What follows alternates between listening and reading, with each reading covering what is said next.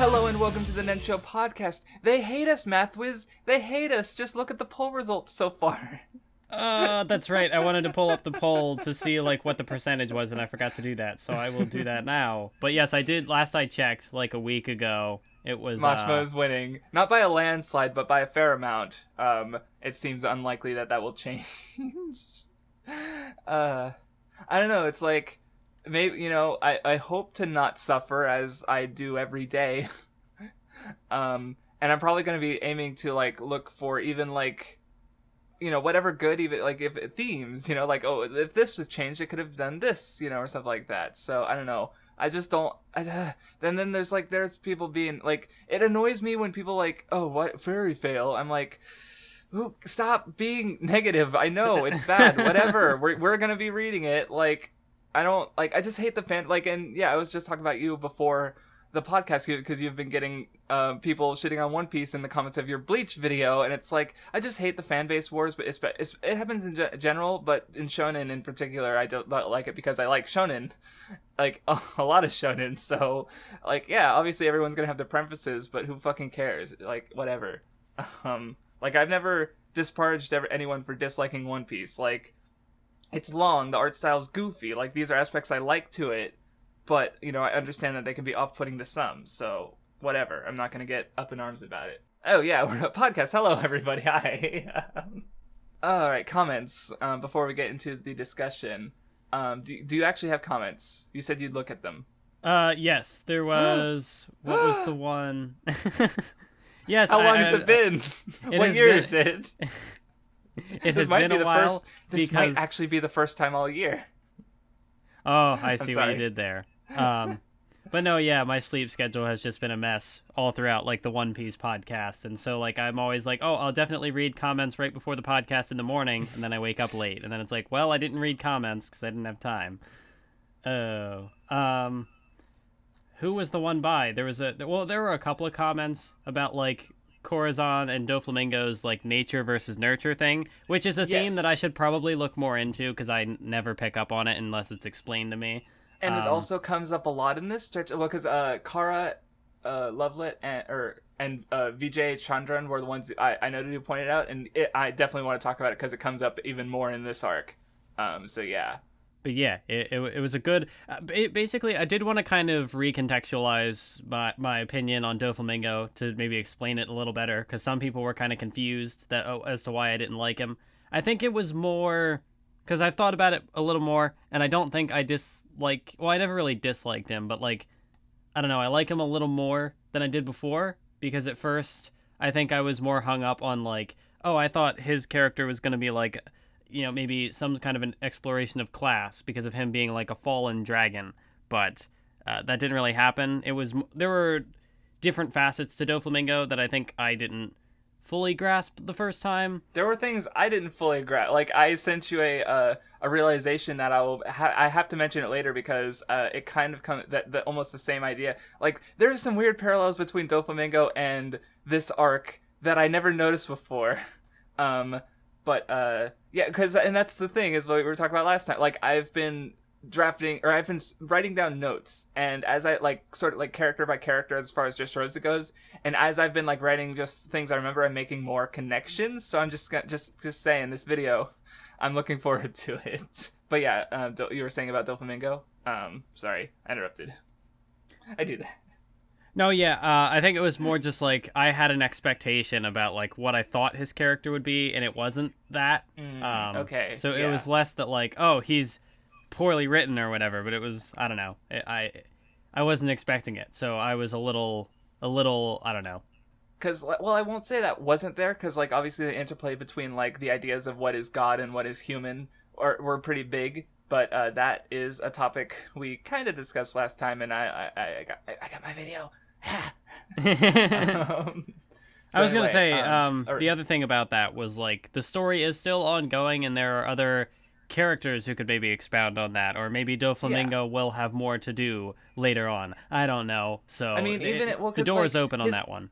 he's even if he doesn't get specific exploration, he is a heavenly dragon, and I can say for certain there's like one instance later involving the name Don Quixote that, you know, it's even if it's not, because that's the thing about Doflamingo is a lot of it how his character is sort of like, there's a lot, he contrasts with almost every like aspect of the arc, like his family, like individual members of the Riku family, Luffy, Law, Corazon, like there's just it's comparing him and how his like ideologies and like what he does to everyone and how the respective and everyone respectively with everyone else, it's interesting. Like he's how he's told through the arc, I find interesting is what I'm trying to say.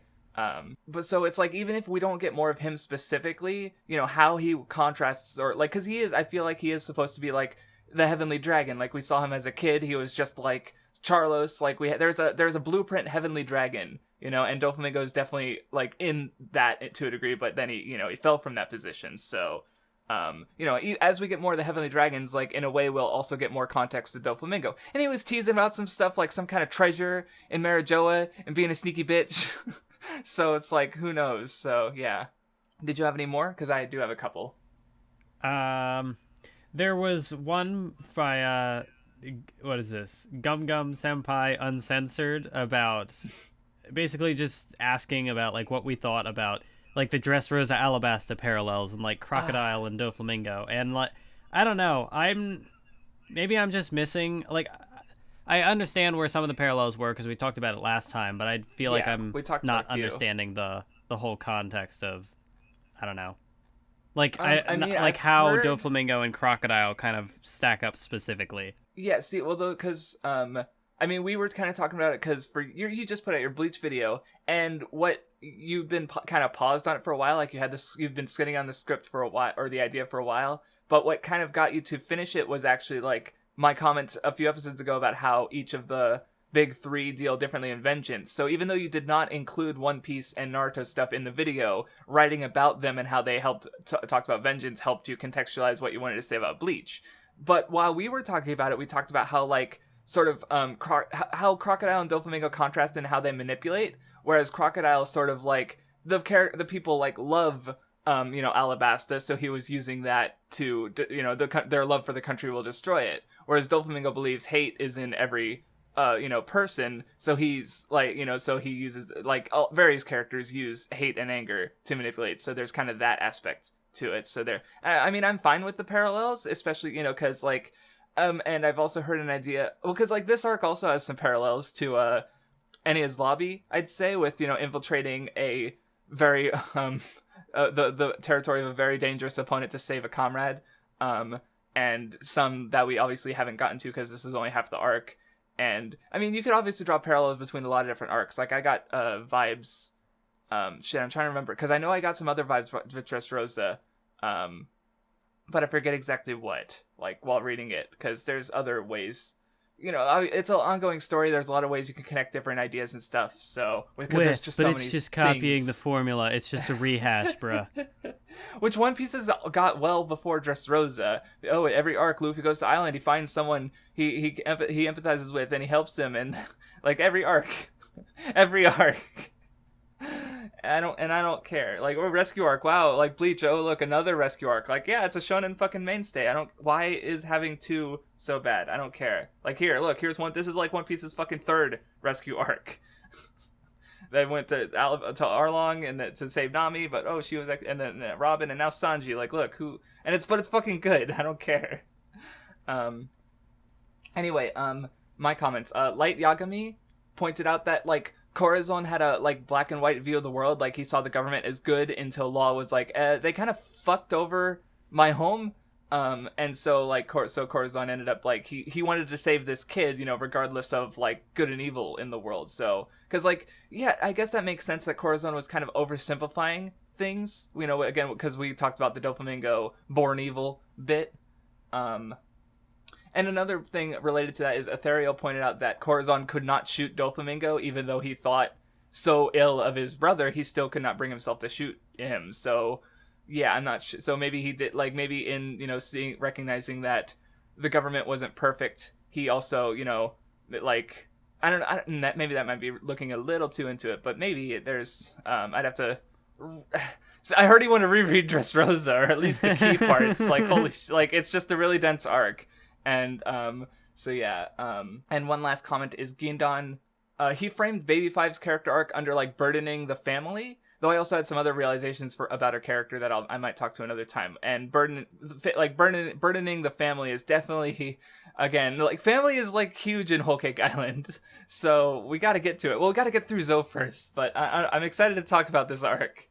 But that was all my comments. And also thank you for anyone. I saw, if you didn't see, there was someone who gave the Hunter x Hunter arc listing and a possible, like, episode division for it. Because how we're going to do it is Mathwiz is going to decide the episodes for Hunter x Hunter and Yu Yu Hakusho, and I'm going to decide the episodes for Rave and Fairy Tail. So, because, of course, right?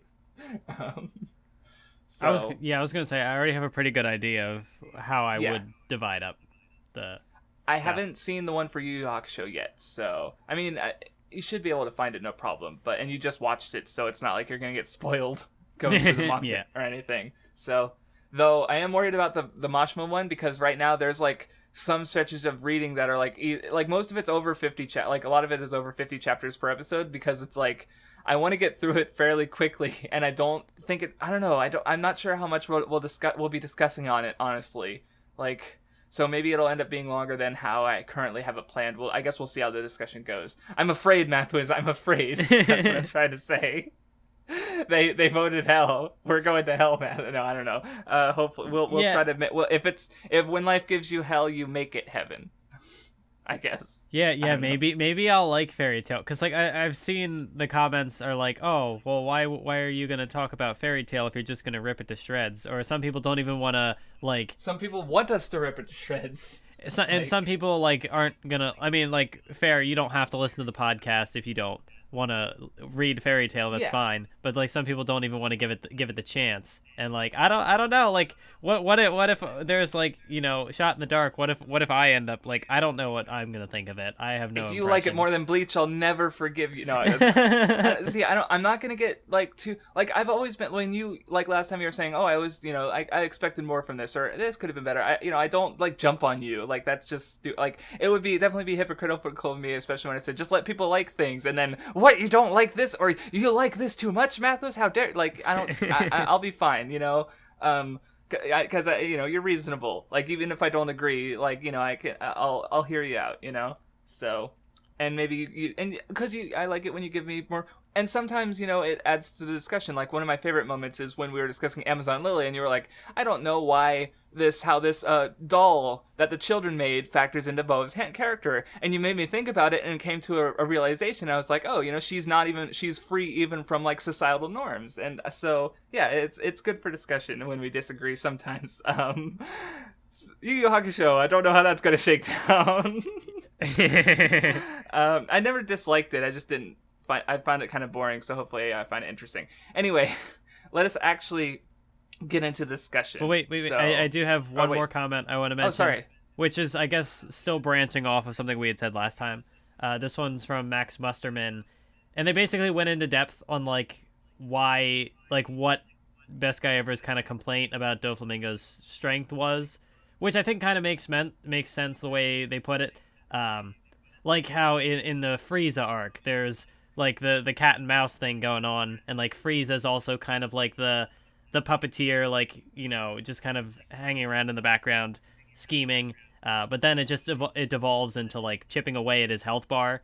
And I don't think they're saying that Doflamingo was, like, as uninteresting as that part of the Frieza arc, but, like, I definitely think that Doflamingo was, like, more interesting, because, like, there's still, like, the birdcage stuff that people had to, like, push and whatever, whereas, like, you get Frieza tennis, where it's just, like, going on and the different form transformations and whatever. Oh, we're gonna have fun talking about Dragon Ball. But yeah, I'm not too, like, I understand why people would not like Doflamingo being so powerful when he was doing all the manipulating.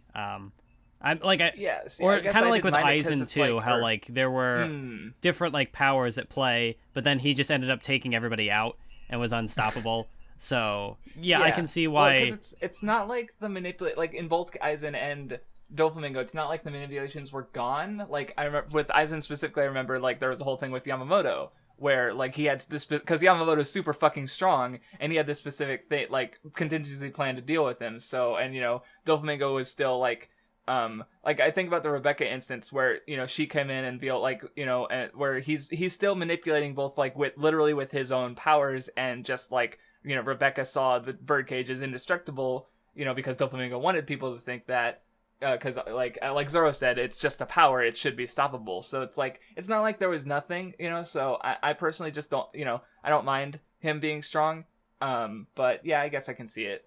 So anyway, now we can get into discussion. I guess overall thoughts, between Zou and what we've read of Whole Cake Island, what did you think about the stretch of chapters? Fuck. It's there's a lot. Okay. This arc is a lot. It is a lot. Like, god damn. Like, okay, so yeah, let's just get right into it then, because that's as good of a reaction as I would have expected. So awesome. So anyway, the Straw Hats are going around along with Bartolomeo's group. He's terrible at everything. Like the gags with him, like calling back home to grandma. Yeah, calling to grandma, and like she's just some like candy shop owner or whatever Oda said in the SBS. If you use ice so you can freeze the gum that's been stuck on the deck, and then one of them gets fucking brained by a fucking giant piece of hail. It's just so dumb. And they don't have Nami the navigator. They don't have a navigator, so they're just like flailing Oda's around doing in his the dark. classic thing. Yes, and that comes up. He does the same thing later when they have Nami, but they don't have Sanji. Yeah. So right, he's doing his classic. We need this person with us, just driving them home, like he's always done. So it's nice. I really like how this is all sort of like this stretch of arcs where the crew is not fully together, which I like. So far, what we've had is like either the whole crew is together and it's the big battle stuff, or Luffy's kind of by himself. It was like before the crew was fully formed, so maybe there was like 2 people or 3 people. Yeah, and he was gathering it together. But now it's like they've been together, and they came back together, and now they're apart again. So yeah, like their teamwork is so good that when they're missing pieces, it shows. So yeah, it's good. Anyway, we still got some more in between arc stuff to cover, and now we finally meet the currently the last warlord of the sea, because we saw 6 of them. They showed like all the 6, including Buggy, and then they're like, oh, and the one we talked about earlier. But no, now we finally get to see Edward Weevil, who is supposedly the alleged son of Whitebeard, like biologically. And I guess because you mentioned Dragon Ball like just minutes ago, and someone has pointed, like I've seen an observation that made me go like, oh, where this is kind of like Oda's take on Bobbity and Boo, where you have like this big stupid idiot who's also kind of like well-meaning, like because his mom is greedy, and she just wants Whitebeard's treasure. But Weevil, he's like, no, but I want to beat Blackbeard. He's the guy who killed my dad. So it's like, I definitely feel like he could be a potential ally in the future. Because, I mean, it's just, his mom's not very good. So, Buckin, so. Yeah, that's interesting. You brought up like a Dragon Ball parallel. For me, I was like, well, this is kind of funny, because I remember in Hunter x Hunter when a supposed son of Redacted gets introduced. And it was like, it would have been around the same time, if not maybe a little before this. So I just thought it was interesting that like more recently, like here are 2 popular shonen stories that have like introduced a supposed heir to a major the old character's guy throne. Who's gone. Yeah, okay. It took me a while to remember who the hell you were talking about, honestly. I mean, I guess I didn't have to hide the name because we've already kind of discussed Hunter x Hunter, but I don't know, we're going to be reading it in the next year, so I figured, hopefully, well, maybe I'll try to start not spoiling things. That's fine. That is, I didn't think about that.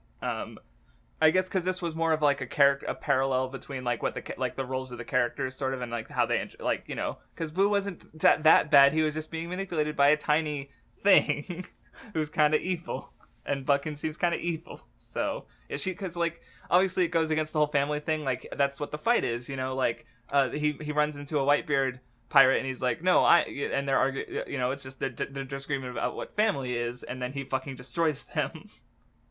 And he says they're gonna go find Luffy. Maybe gonna go see what Luffy knows about Marco. Oh boy, yeah. Oh my God, there's so much going on in the background. There is. I think that's about it. No, there's more. Never mind. I was skipping ahead. I was like, are we done with the background stuff? Nope. That was the podcast, ladies and gentlemen. And stay tuned for part 2 of Whole Cake Island. Yes. So yeah, they get to Zou, which turns out to literally be a Zou, an elephant. A giant fucking elephant that's whose legs are so long it walks. It's just such a cool, like the scale of it is so, like it's just this giant fucking elephant. It's cool. Just good sense of adventure. I will say that this arc is kind of interesting because it's like how it a lot of it happened in flashback. And so sort of as they like come in and explore the island, there's like this building mystery of like what the fuck is going on. So it's pretty different than normal, I'd say. Like the most of the trouble's already passed and they're kind of just coming in and like what the fuck's going on. And then there's the thing with the samurai. But I just wanted to point that out because it's different. I thought it was kind of interesting. I don't know, maybe I'm overly generalizing this section a bit, but it felt like a lot of just exposition, but it was like really entertaining exposition. Like it was a lot of the shit they get into later, especially after the samurai stuff gets resolved, is just like, oh shit, it's like big stuff that happens to deal with like how the story, is going to go in the future. Because I will say one thing about this arc is that like, because it does do quite a few, it's different, and it also brings in some like major plot stuff later, to the point where some people say it's like the best post time skip arc, and that's where I kind of scratch my head a bit, because honestly it's got like one really good moment, and a lot of it's entertaining exposition, and like how the mystery is sort of like it's different in that regard. I'd probably say it's my least favorite, not because it's bad, just because it's like, I rescind what I said earlier about Punk Hazard.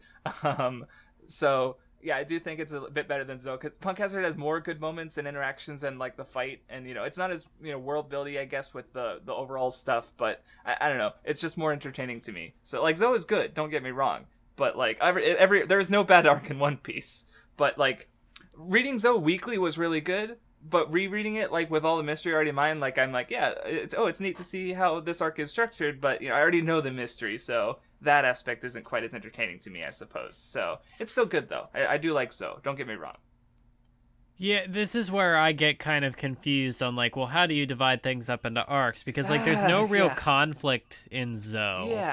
Yeah, that's a good point, because, like, I guess if, and honestly, I've poked around like the Wikia, and they divide up even stuff into even more arcs than I would. Like they divide the war and the post-war flashback stuff, which like I guess kinda, but also like no, because like the Ace stuff is super important to both. So it's like how can you? But then like where Jaya and Water 7 Jaya and Skype are like two different locations, so they're considered two different arcs. But like. I mean, at least Jaya has its own antagonist, but Water 7 and Enies Lobby in particular, like, how do you separate those? Like, there's no clear antagonist in one that the other doesn't have, like with Jaya and Skypiea. So I guess you could say that, like, Jack was the antagonist of Zou, but, like, he doesn't really... Yeah. I don't know, his stuff is more like... Like, this arc has a couple of little, like, scuffles, but it's nothing that, like, oh, we're building to a battle, and this happens. It's just like, oh, things how are happening. the Jack stuff resolves in a particularly unique way. I love that moment, though, but we'll talk about that. So yeah, because, like, now that we're on this topic of arc divisions, it's just, like, how do you even define what an arc is? Like, because I think a good, like, metric is, like, beginning, middle, and end. So it's like, in that case, Jaya has a beginning, middle, and end, because it's like they get there, they have to get to the sky, and then they get to the sky. That's the end of the arc, and there's an antagonist in it. Whereas with Water 7 and Enies Lobby, it's like there is no real beginning. Like, where does Water 7 end? Does it end when they leave the island on Rocket Man? Does it end when they make land on Enies Lobby? Does it end at some arbitrary point in between? Like, I don't understand how Water 7 ends, basically, and Enies Lobby begins, specifically. So, like, maybe that's how I'll try to, like Davy Back Fight, at least, it does build into Water 7 and stuff, but it still has its own separate antagonists and ending, you know, with the and conflict. So, but yeah, with Zou, like, it does go into Sanji, but I'd say it's its own arc in that regard, because it does have its own, like, okay, that's kind of how I'd have to think about it for every arc, because, like, what about Reverse Mountain with Laboon? What about Whiskey Peak? Are those together, or are they separate? I don't know. Yeah, so. That's where I'm struggling with, like, because I think I even messaged you about this. Like, we're doing at the end of the podcast, arc rankings next time. Yes. Yeah, and I'm like, well, I have a definitive, like, saga ranking for, like, you know, how it all ties together, but, like, how do I arbitrarily split up the arcs? Like, I liked Alabasta, but where do I rank fucking Little Garden? Or that's not even the best example. We might have to do simplify or something like that, because dividing it into arcs is one thing, but then, like, trying to rank because there are so many good ones. Like, and then and then there's a lot of small ones where it's like, now the question is it even an arc? And never mind characters. Like, trying to rank the Straw Hats, because it's like, you've been like, Nami, after Arlong, it's like, Nami's might be my favorite Straw Hat. Then after Thriller Bark, you're like, Brook might be my favorite Straw Hat, and I have no idea how you feel now. Sanji has got a high chance of being up there just because this is his arc and recency, you know? Because, who do you... characters, arcs, it's all so good. How do you just choose? It's like making choice. How can I choose between my children? So yeah, they're climbing up the elephant, and I like the gag because we're continuing with the samurai can't draw well, so all the characters are like deformed, and they like this dragon should be able to fly, but it can't because it has no like wings, so it is just like crawling up the thing. Its existence is pain. Yes, no. And then like Robin's just like, it's so cute. And then it like climaxes where it's like, no, we got to turn back to get the samurai, and no, he's like he's like trying his hardest. He's doing his best. Ryunosuke's a hero, and he gets up there, and then he dies, and he gets the fucking the image over the fucking setting sun, and top 10 anime deaths. It was really good. And then you have the follow-up panel where Law and Zoro are just not having it, and they're just like, it's just a drawing. Like, they don't care. It's such a good gag. Like, holy shit. It's Ryunosuke. It's top 10. Another speaking of favorite characters, anyway. And speaking of dragons, we get to cut away to Baltigo, the revolutionary headquarters, where Dragon is responding to some of the Dressrosa shit. Koala is like, oh, do you want me to tell you about Robin and Luffy? And because he asks about Robin, and he's like, I've heard enough about Luffy. Because Sabo gushing about him, I'm sure. Yeah, and then Koala's like, or Dragon says something, and Koala's like, we're gonna bring all those scary people here. I wonder who they were referring to. Looks at the cover arc. Like, holy shit! Like, this big thing just happens in the background. What? Yeah, it's oh yeah, well, and then speaking of like background stuff, there's Blackbeard.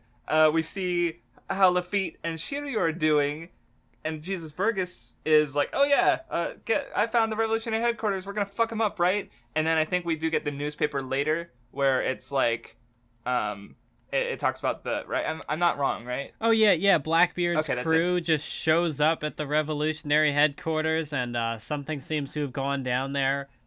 Yes, well, because Cypherpole came in after the fact, and they briefly clashed with Blackbeard, and but Blackbeard's just off fighting the Revolutionary Army, fighting Cypherpole for a bit, just casual things.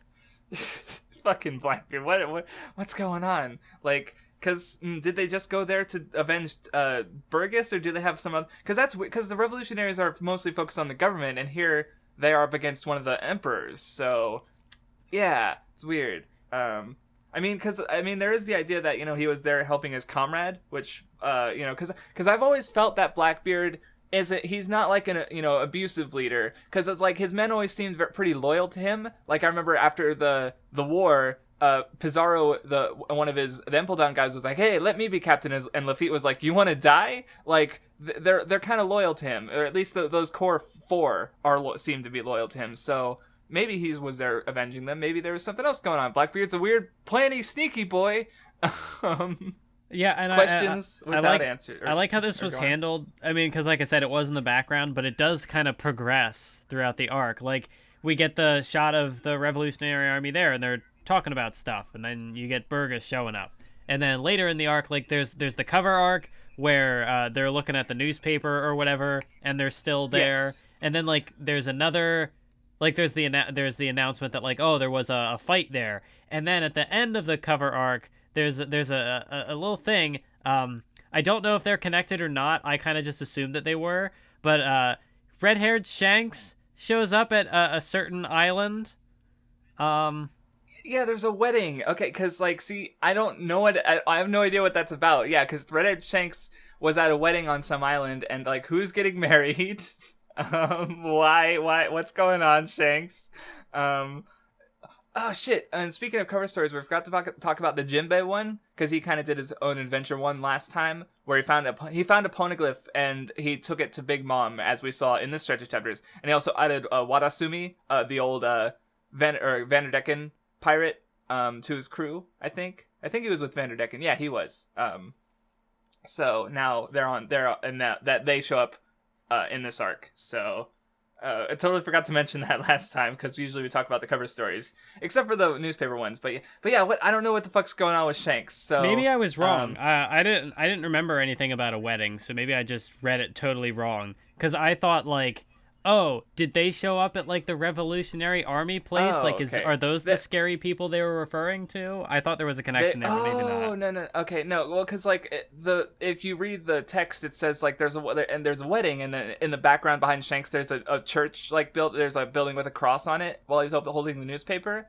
So yeah, I don't think that was that was the Revolutionary Island, because that's what I was confused when you said scary people, because I'm assuming he meant the Revolutionary Army, like other leaders, like because they were going to assemble back, like remember back before the time skip, Dragon said he wanted to assemble the revolutionary leaders to talk, so I assume that's what Koala says, like, oh, those scary people again. Yeah, that's probably more reasonable. I was just I don't know, maybe I wasn't reading things properly and jumping to conclusions. I was like, what the fuck. Well, it's like, I mean, you just had, Blackbeard and Shanks are kind of tied together, and so, it makes sense to want to tie Shanks to the revolutionaries if Blackbeard is now, has some kind of connection to them, even if that connection is through beating the shit out of them, or trying to. I don't know, we don't know what happened. So yeah. And speaking of people connected to Shanks, Buggy, the genius jester, I love what he's doing with like the cloak, where he's making himself appear big by using his like chop powers to separate his body. Like, he's such a tricky bitch. Because of course all the big strong characters in One Piece are actually literally big, so Buggy's pretending to be that by pretending to be big.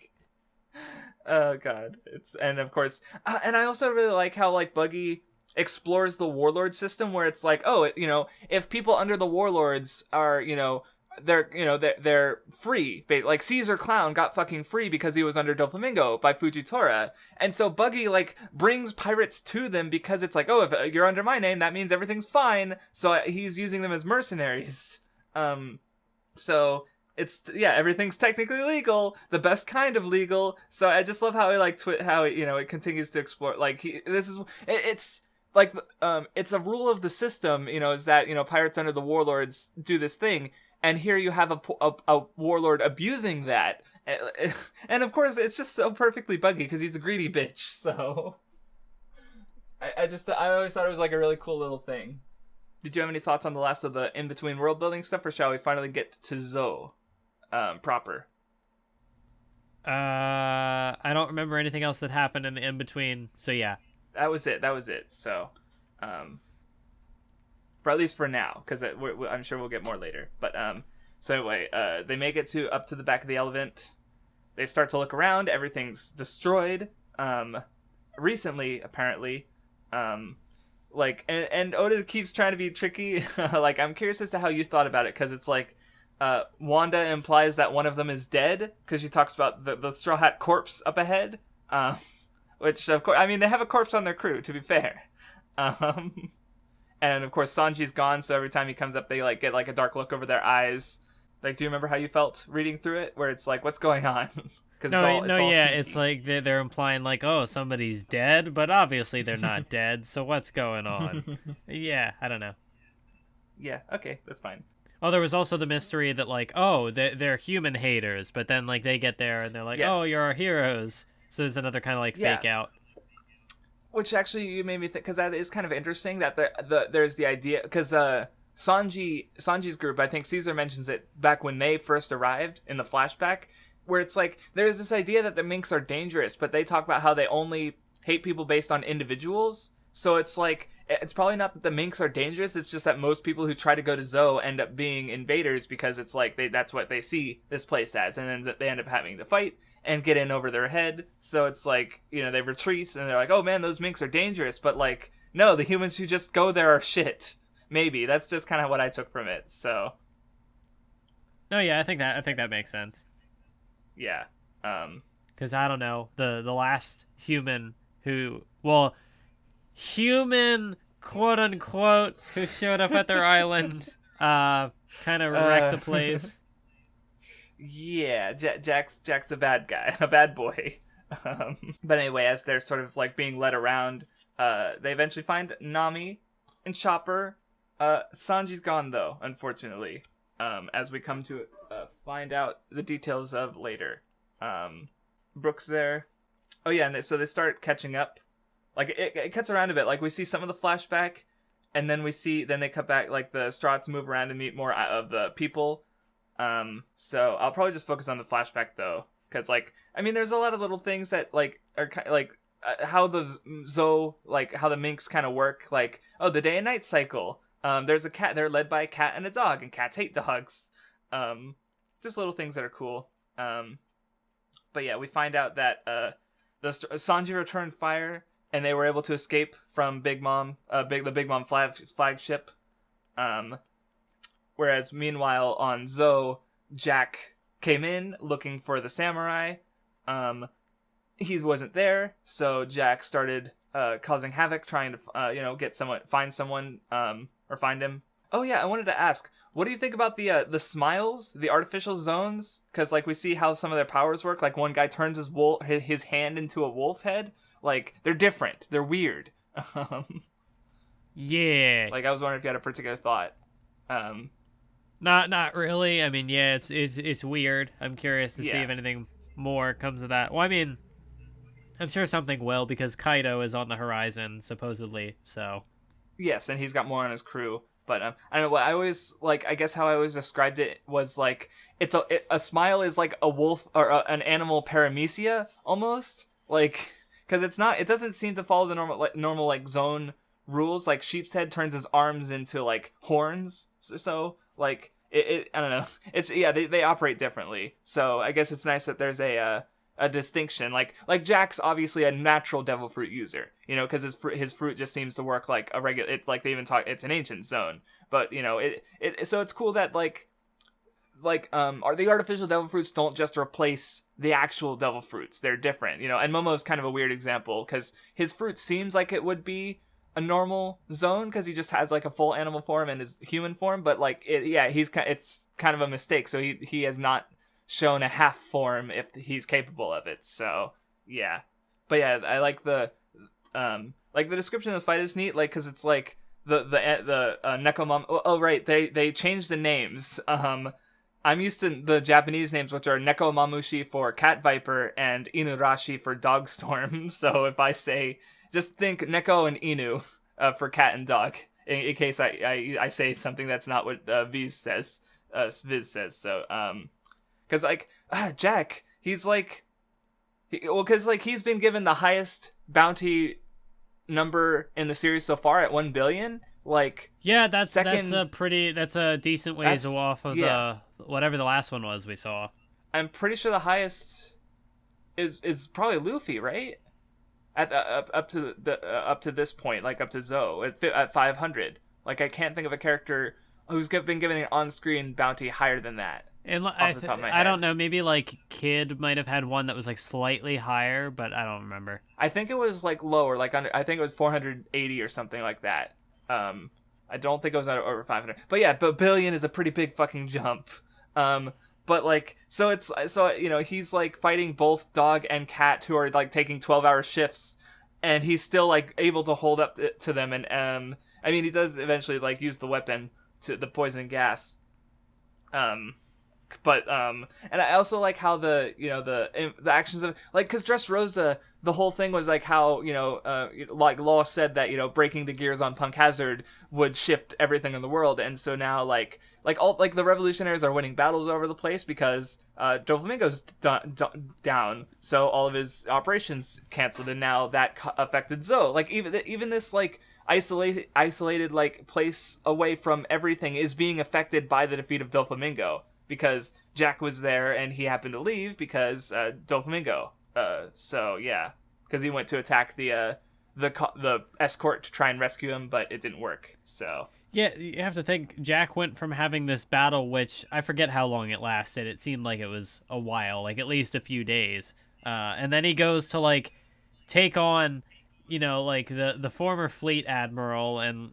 Suru, Sengoku, and fucking Fujitora, and then he he loses, and then he goes back from that to Zou again to like fight again. Yes. So like to kill the fucking elephant, and so it's like the dude's persistent. Like goddamn, he like because he kept going.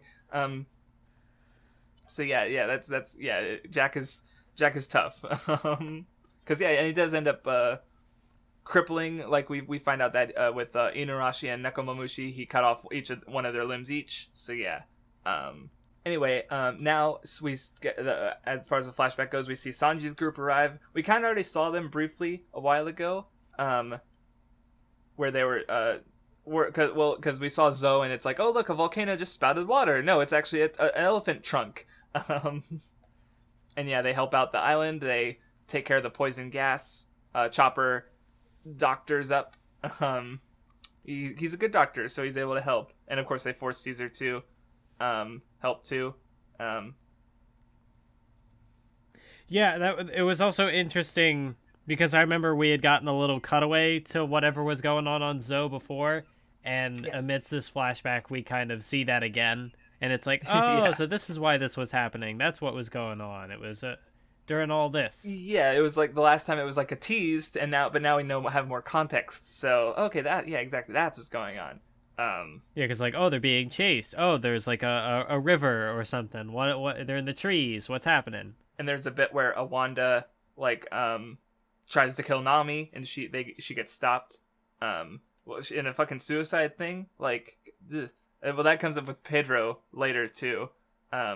Like the minks are kind of like, well, she also mentions like the 1,000-year history of the location, and like because I guess like thematically the only like major thing I took from the arc was sort of respect for the past, because it's like the deep relationship between the samurai and the minks is because of bonds that have gone back, like they've had the Odin crest on their island for centuries, so it's like, and they still value those bonds today with helping Raizo and Kinemon and Kanjuro and Momo, so like, and whereas Jack, he just comes in and destroys everything, so he kind of, that's all about it, because they were kind of mentioning it when they were healing up the elephant after Jack's attack, like the doctor was talking about it too, where it's like, because the elephant had given them so much, and I guess they kind of hadn't been paying attention to it or something. I don't know. It's there, I suppose, but just that's one thing I noticed.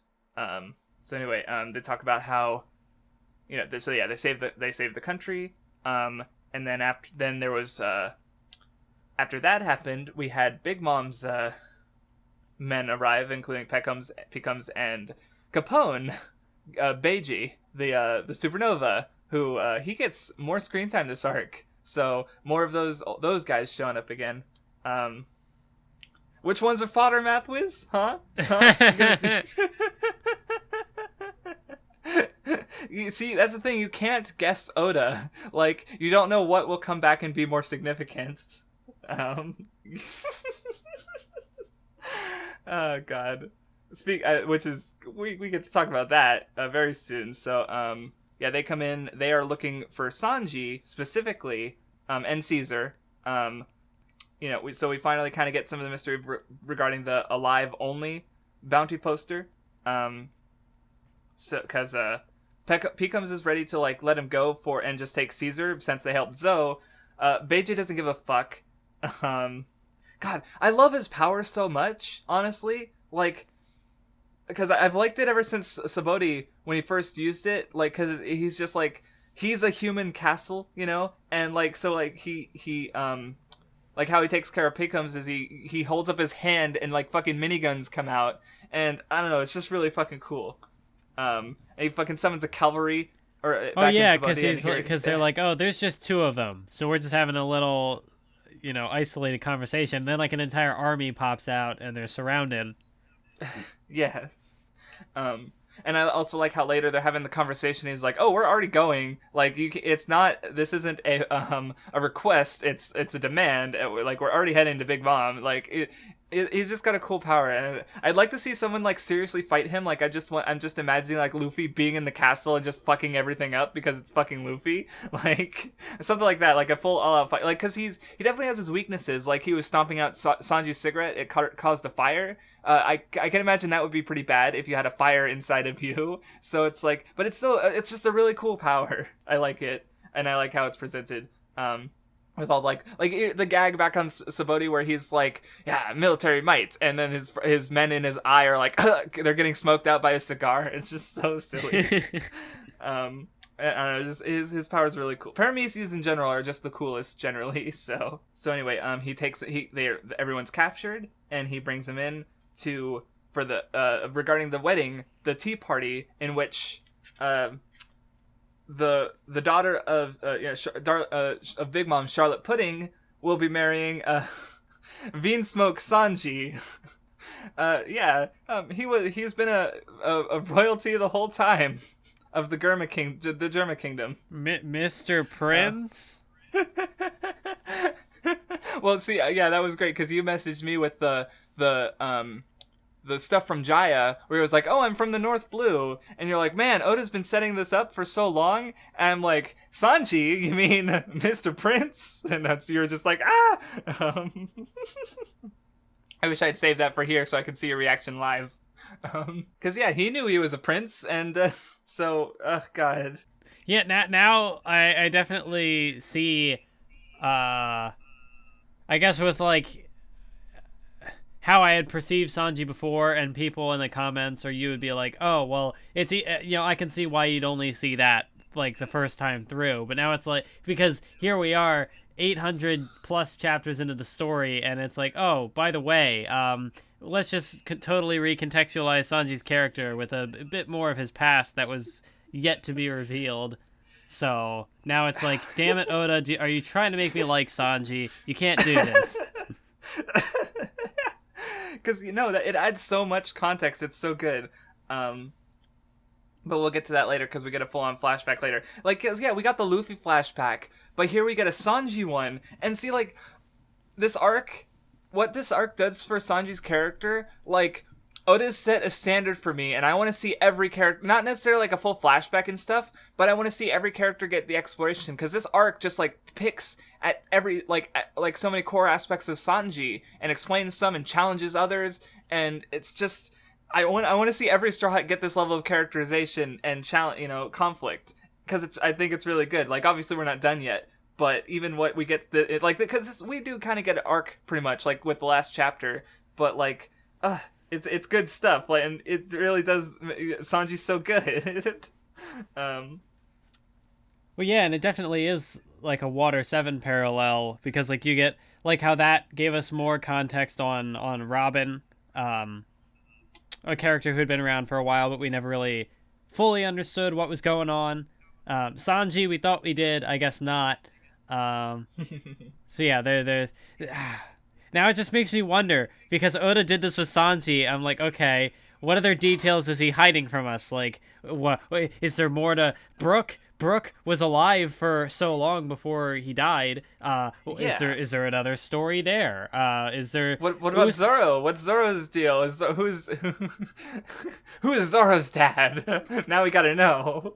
Like, what about Nami? She was an orphan, but is there more to it? Like, yeah, I was gonna say it was like just as simple as like a name, like Sanji. Oh, we didn't know his last name. Okay, but that's not a big deal. Oh wait, yes it is. Okay, who doesn't have a full name? What's the significance of that? Every little thing, like, that's just how Oda rolls. Every little thing can be important, and it's good. So yeah. There was a moment later when they were actually in Whole Cake Island, and they were like on the sea, and Brook was like, "Oh, that must just be the star you were born under, Luffy. But it's okay. I was also that. Well, never mind. I'll talk about that later." It's like, what does this mean? Wait, I don't even remember that part. Like, did Brook just drop something big? And I didn't even notice. Oda! Because this would be something that hasn't been, like, again, you're getting closer to where the manga is right now. Like, it's like, because I thought about it yesterday, and it's like, you know, I envied you because you get to go through One Piece for the first time and get your mind blown by, like, the Mr. Prince shit for the first time. But you also get to, what I don't envy is that you also get the experience of not knowing that there's more One Piece, or knowing that there's no more One Piece at the moment. Because it's like, it's always been this ghost of like, 90 volumes, and now you're reading it, it's like, oh yeah, next time. But now you're getting to the point where next time will be a week away, or 2 weeks away. No. And even then, it's only 20 pages. No, yeah, because it's so like, weird, because, yeah, One Piece has been the impenetrable, like, oh, that's like 900 chapters. I'm not going to get into that yet. I'll get to it one day. And now it's like, oh, one day is almost here. Like, next time, in 2 weeks, we're going to be doing our last reading for One Piece for now. And, like, then we're going to be moving on to something else. It's like, what? I won't be reading more One Piece? What? Where'd One Piece go? I miss One Piece. Like, you're gonna like read like 5 pages of Rave and be like, I really miss One Piece right now. But yeah, no, it's always funny because that's just how it goes. It's like you look at One Piece's daunting length and you go, man, isn't that too much? And then you read it and it's like, there's not enough. I want more. It's only 934 chapters long? What the fuck? It's so real. Anyway, back to the 934 chapter long and ongoing. Yeah, I was gonna say the thing that I was talking about with Brook. It was when they were on the what the fuck was it? Like the jelly sea or whatever, and there's like the ants. And yeah, yes, I remember that part. I remember him saying the shining star part, but I don't remember the part after that. And I'll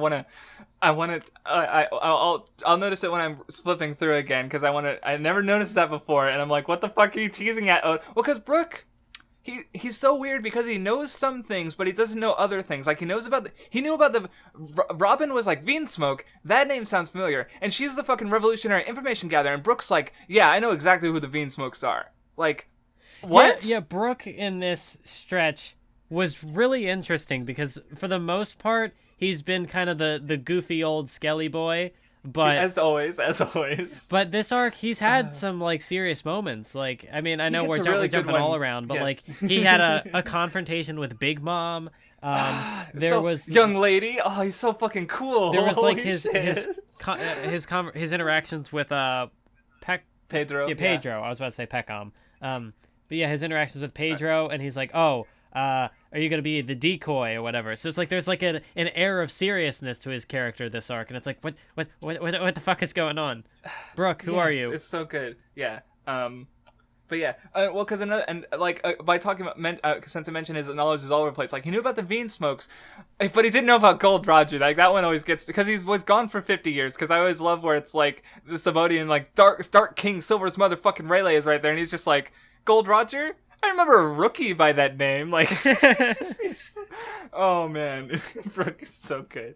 But yeah, so see now that you bring that up, I definitely think we're gonna get a Brook arc in the future. Cause like holy shit, I mean again, I want one for every single character of the Straw Hats because I want to see more of them. I want to see their characters challenged and see what really makes them, and it's so good. But yeah, so anyway. Back to the actual story. Sanji gets threatened. As we find out, Big Mom has power to kill literally anyone. if Sanji doesn't show up to the tea party. And like, because that's the thing, is Sanji won't let anyone get hurt in his place. Like, he's always been that kind of self-sacrificing dude, as we find out even more. And so like he'd never forgive himself if fucking like Zeph or Vivi or Kami ended up dead because of him, you know? Like, so of course he's gonna go to the tea party. So, and he writes a note for Luffy, and he's like, I'll be back, but he's not coming back. I love how he abuses the fact, like, oh, you can't kill me, can ya? Huh? And so he like uses that fact to save his comrades, pretty much. And of course, luckily, Nekomamushi arrives, and I love the there's a monster outside, and you just see him just towering over Capone, and it's like, yeah. And then, of course, Caesar's there. He's like, why didn't you throw me out? Why am I still here? Because nobody likes you, Caesar. Like, because back when they first got to the city and they saw the poison cloud, because I thought about the whole like making weapons and responsibility thing, because where it's like, because Chopper blamed him, like, oh, this wouldn't have happened if you hadn't made the weapon, but like, because that I guess you could read that as going against the whole thing with Water 7 and A's lobby, but Caesar's attitude is completely different for it, because he was like proud. He was like, oh man, my weapon did this. Like, he's being a piece of shit. Yeah, and he was also like, well, I didn't use the weapon, I only made it, so it's like, it's not my fault. Yeah, which is it is true, but like, he doesn't have to be a fucking bitch about it. Like. So he's just being an asshole, because Caesar's like, that's the thing, is like, he's been along with the protagonists, but he's still just like a completely unrepentant asshole. So fuck Caesar, piece of shit. Like, seriously, he's just like the worst. But anyway, so yeah, we cut back to Luffy and gang talking about Sanji after the fact. You know, he's gonna meet a girl. He's got a girl to see. And then so they're sort of talking about like the ramifications of that, because because Luffy's thing, as we kind of find out later, is he doesn't want Sanji. He wants to make sure Sanji's safe, and he doesn't, and making his choices, like, because if Sanji was forced to go, then Luffy's obviously not going to be okay with that, like, there's a line later after he gets freed from the prison that was really good.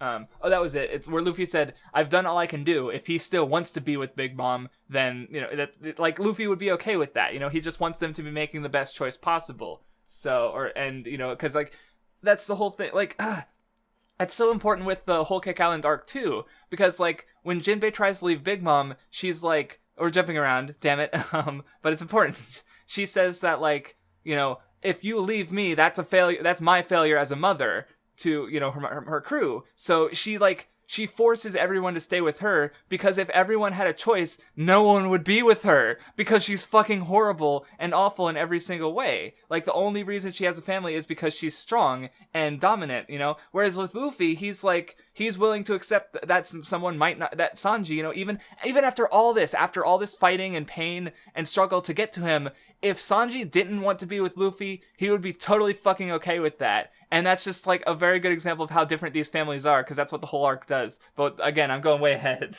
So I just like Luffy's reaction. He just wants to make sure Sanji is making the best choice. His choice, not being forced by other people. That's what I liked. And that you kind of saw that in the earlier interactions, too, where, like Luffy heard about what was going on with Sanji, and, like, he was trying to talk to Nami and Brook and whoever about it, and he's like, well, we're not going to be able to figure this out on our own, so let's just go ask Sanji.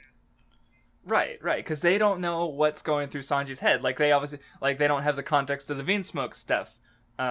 So, like, again, I'm looking at this one page, and there's Robin saying, Vinsmoke, I've heard that name before, and Brook is just being super quiet. Like, there's just a whole panel of him with his guitar and just ... ellipsed, and I'm just like, Brook, you're being a sneaky boy. Damn it.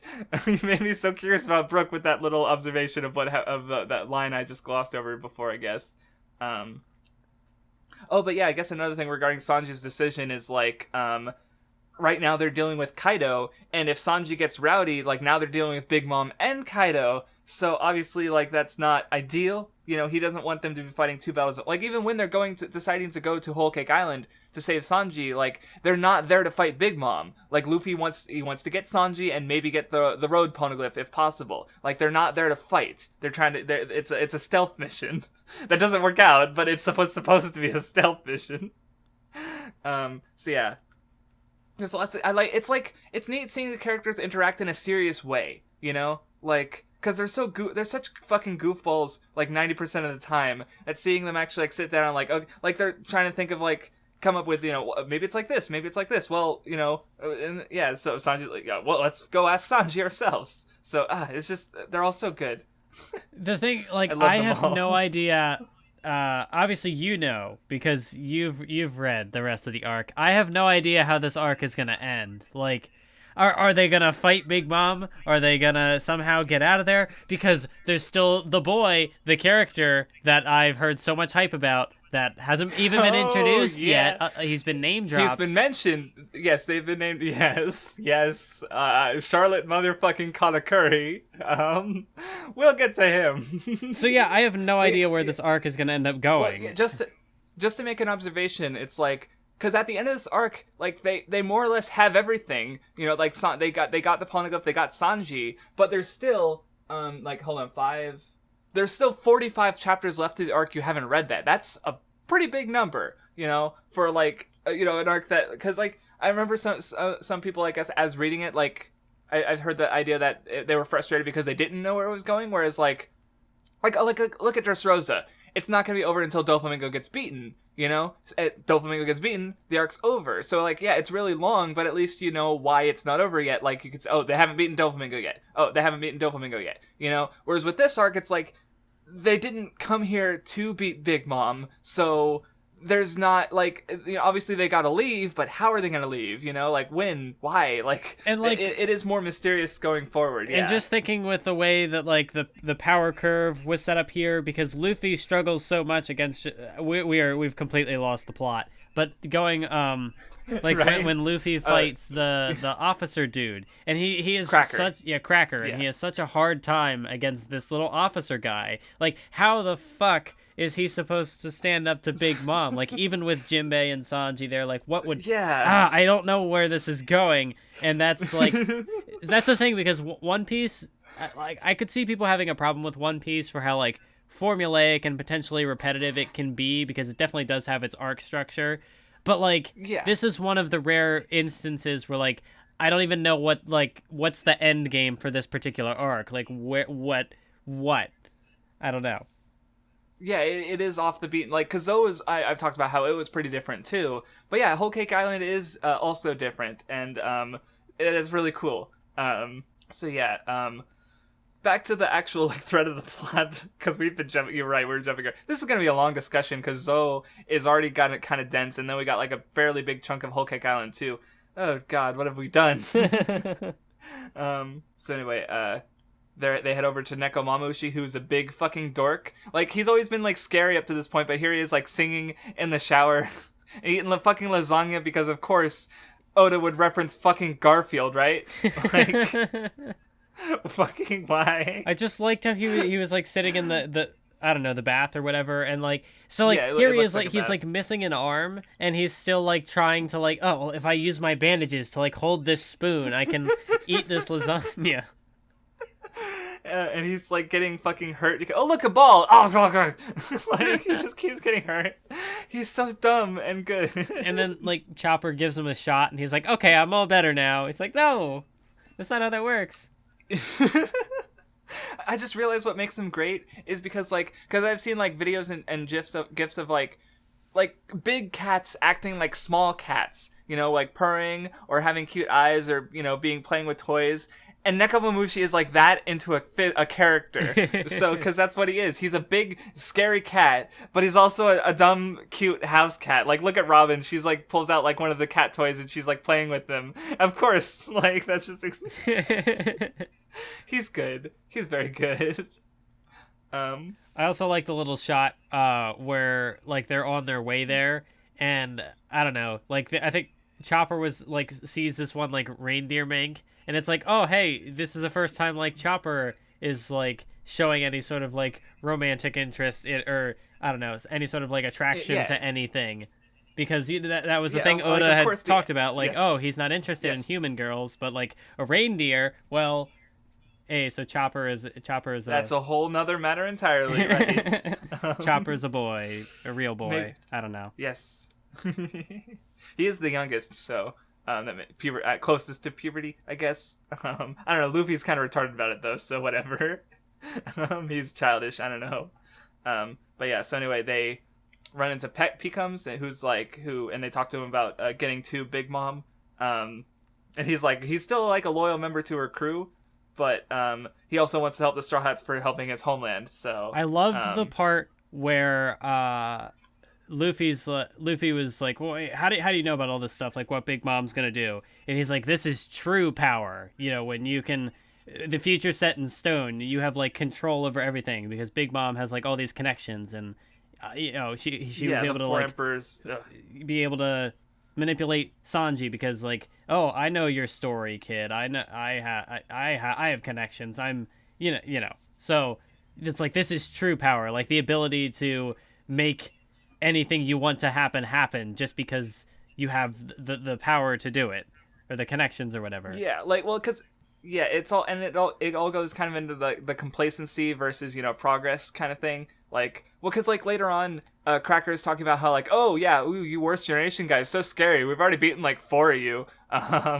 So because it's like they fought off Kid, and Apu, I think, and then Capone joined them, and Yarouge actually beat one of the Sweet Generals, or the Sweet Four, and now they're the Sweet Three because he got demoted or whatever, or died, or I don't know. Well, because we saw Yarouge, he was wounded on the balloon terminal when Kaido dropped to his attempted death. So yeah, now we know why he was wounded, because he literally just fought with Big Mom. So yeah.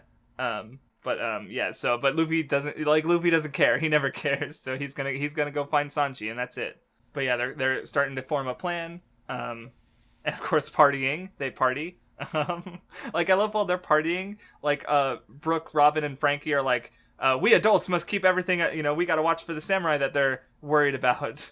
And then they just fucking like pass out when the samurai actually show up. Also, you have Frankie with like the whale hair. I loved your response to that. Like, cosplay that, motherfuckers. Like, has science gone too far? Oh man. But yeah, so then you know, night passes and we have the runaround with the minks where the samurai here, everyone's freaking out. Oh no, Inuarashi and Nakamomushi saw each other and they're gonna fight because they hate each other. We don't actually, like, we never find out why, because they used to be good friends and now they dislike each other for some reason, but they are willing to put that aside for what did you think about this moment when the samurai come out and the two bow? Raizo is safe. Because it's like, oh, you know, like, oh, they got beaten up because they couldn't do anything because the person wasn't there. Oh wait, no, he was there the whole time. They are just they you know, like, we would never sell out a comrade, and it's just like, they're so bro. They're so cool. Like, they lost so much because of their integrity towards their camaraderie, their value of the past, their bonds, you know? Like, they probably haven't even literally met this guy before. Maybe they did, I don't remember. But, like, maybe even, like, once. But they're still, like, willing to, like, lose everything to keep him safe, you know? Like, later we actually see him, and Raizo's just fucking, like, he's fucking crying and ruined because, like, you know, he couldn't do anything. Like, they had to tie him up so that he wouldn't go to Jack and turn himself in to save the country. Like, it's good. That's, like, really good. It was especially good. Like, reading it weekly, it was, like, a real relief, like, when it happened, because it was like, there's all this build-up, like, oh no, because the Strats are of course completely misunderstand anything, because the minks are all stupid and word their words in, like, the most confusing ways to make everyone think like, the Strats, oh yeah, your corpse. That kind of shit. And then nope, the minks are bros and everything with the samurai, and everything's cool and it's good. Oh yeah, because, like, reading it weekly, like, for me, because, like, I see these, like, misunderstandings and I'm like, oh, but I'll find out the answer in a couple chapters, it's fine. So for me, it's like a couple minutes, maybe an hour, who knows, depending on the mystery. Exactly. But since, like, beginning of Zou weekly, to this it's moment, like, oh, I might have to yeah, wait like a month to find out what this means. for just like 4 chapters. Right. Oh god. And that's actually pretty lucky when you think about One Piece, where it's like, oh, the initial 23 years later. But yeah, so the samurai and minks are cool, and Momonosuke is not Kinemon's son. He's actually the son of a man named Odin, who is dead. And he's also the heir to the country of Wano, the shogun or the daimyo of Wano. So, just casual things. Yeah, just well, I love how like everyone treats him like a king, but Luffy's like Luffy doesn't give a fuck because Luffy's gonna be the king above kings, the pirate king. Of course, he's not gonna give a fuck. Yeah, I liked when Luffy was like, "Why do you have to?" Or it's like, you know, why do you have to act like you're above us or whatever? And he's like, "It's like I can't help it. I'm important." And it's like, "Oh, you little." Oh, and I like the. Like, do you remember back on Dressrosa when like Momonosuke was hanging out with the Strats and they were playing Shogun and treating Momo like he was a royalty? Oh, another one that I only caught rereading was because we find out that Kaido was the one who killed Odin, and they boiled him alive, you know, because Odin is meant to be boiled. Back on Punk Hazard, after everything went down and they were like sailing away. Law and Luffy and all the Strats were talking about, okay, we need to we're going to take down Kaido. Kinemon and Momo freaked out, and then it's like, what is it? And they're like, nothing. They've always said, because I only noticed that rereading it, because Kaido's connection to the samurai is kind of a big deal. Like, I should have noticed it way earlier, frankly, because this material is like a couple years old, but still. So yeah, just Oda being being his normal self and plans and foreshadowing and motherfucker. So anyway, they meet Raizo. I was gonna say while this was happening, there was like a lot of good gags.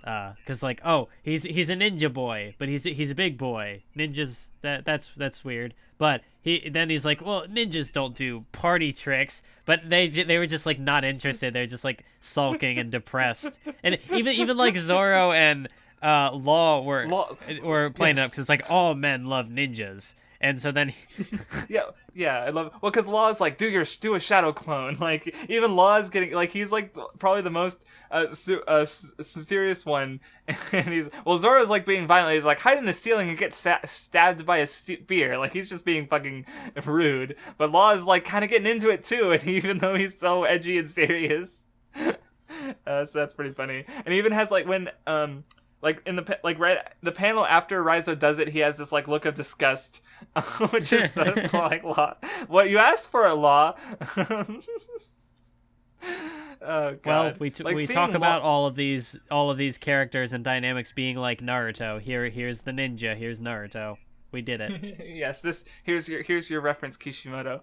I don't know. Obviously, there's no actual like connections. So I wonder if he's trying to distance himself from things that were in like Naruto. You know, like obviously Kishi used a lot of like actual like ninja and mythology references. You know, like Shadow. You know, making doppelgangers is obviously like not Kishimoto didn't invent that, but you know so. But I definitely feel like he's trying to distance himself from like Naruto, what Naruto has as ninjas, and make it One Piece, you know? Like, so of course his ninja's like this giant goofball with a huge head and spider-shaped hair, and what the fuck are you, Raizo?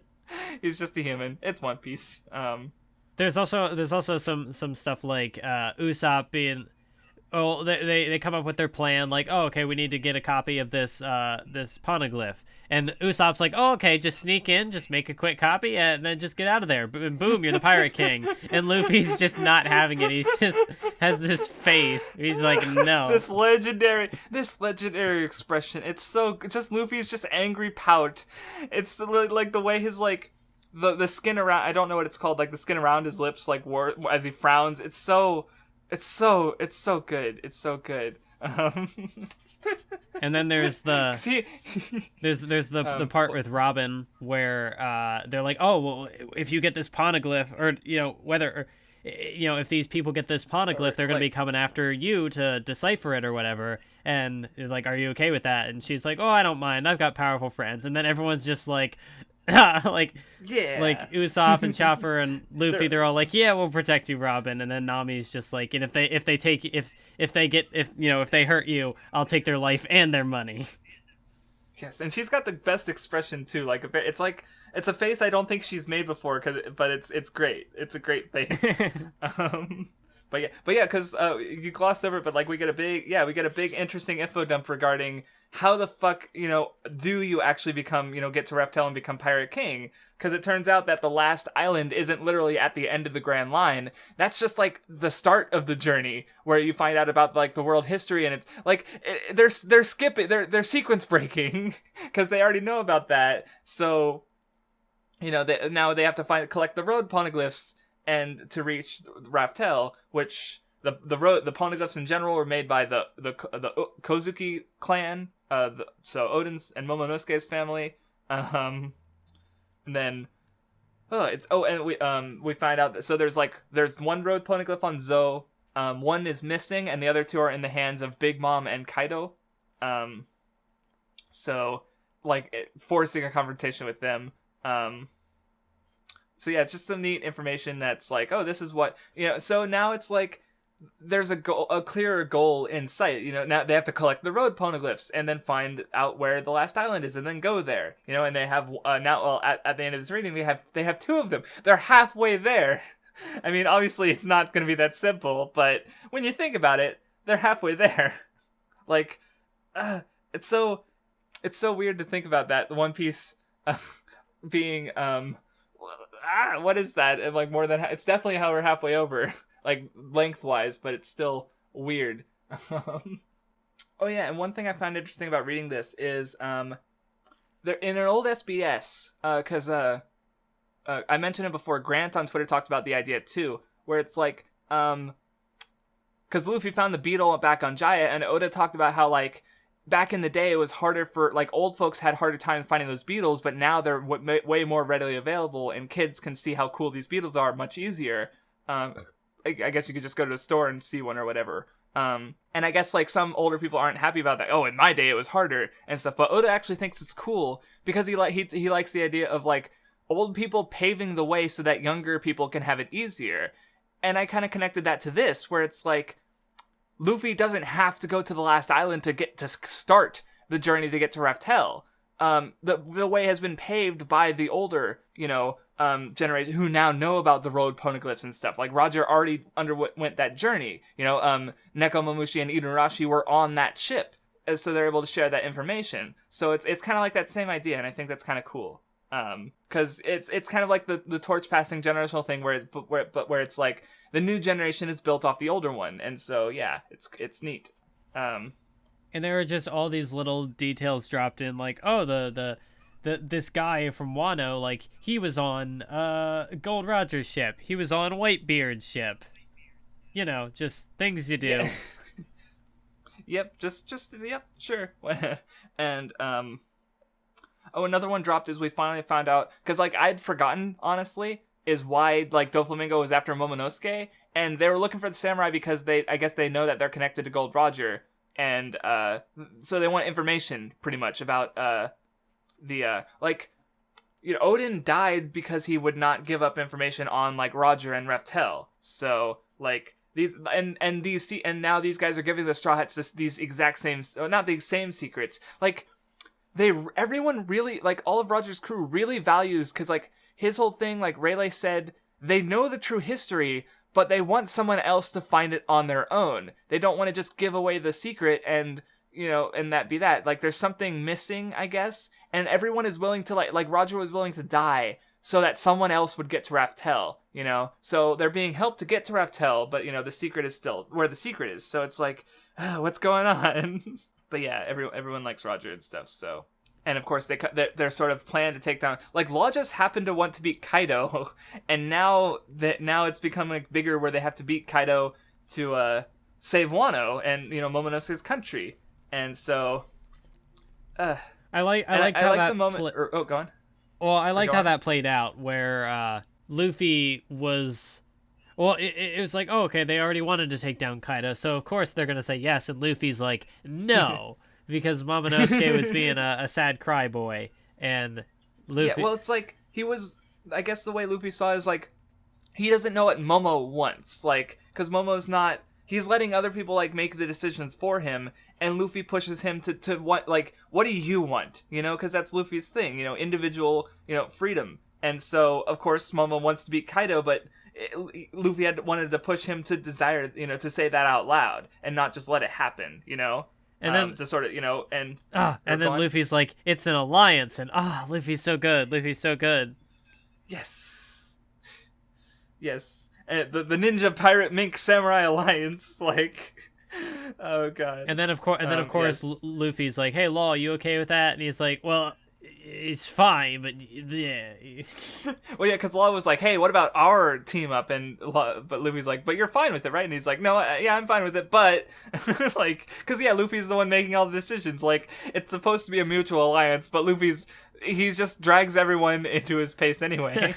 And I love the bit after where it's like, you know what? Don't bow your head to me. We may be an alliance, but that means we're friends. And Law's like, no.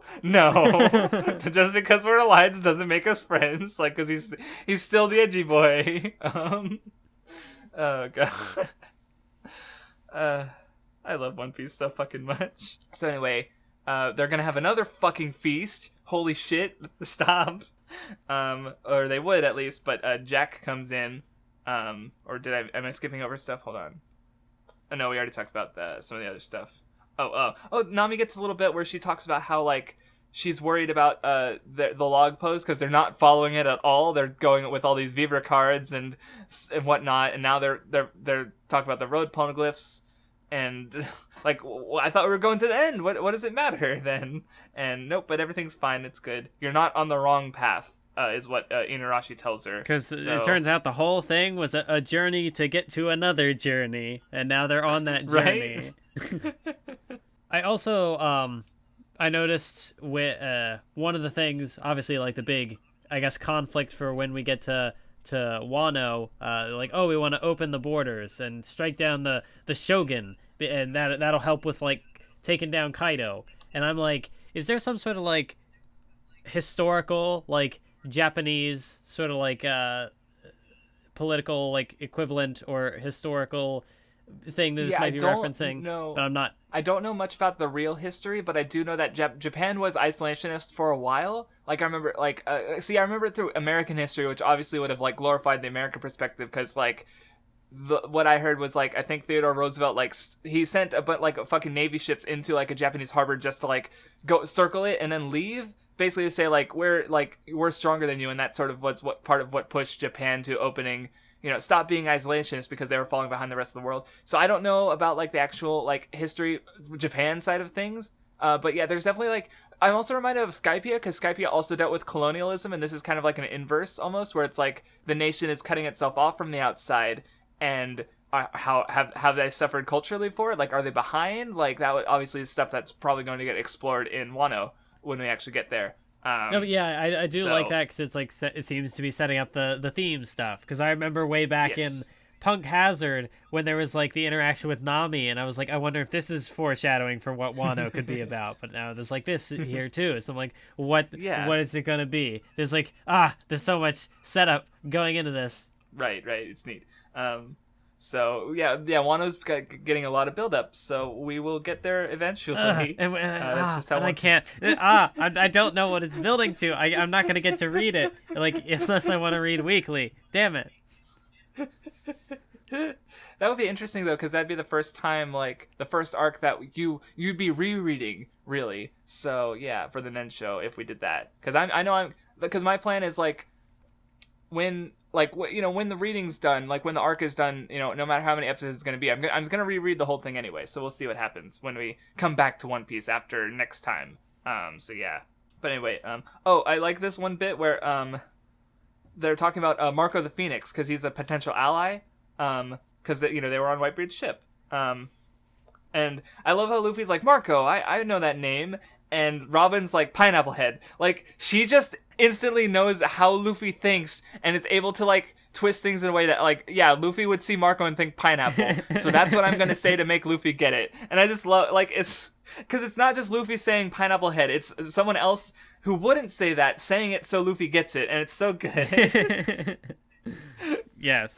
Because yeah, we find out about, or I think we might have known about the Grudge War a while ago, but yeah, we hear about it again where, no, actually, I don't think we did. Yeah, no, I think this was the first time I heard of it.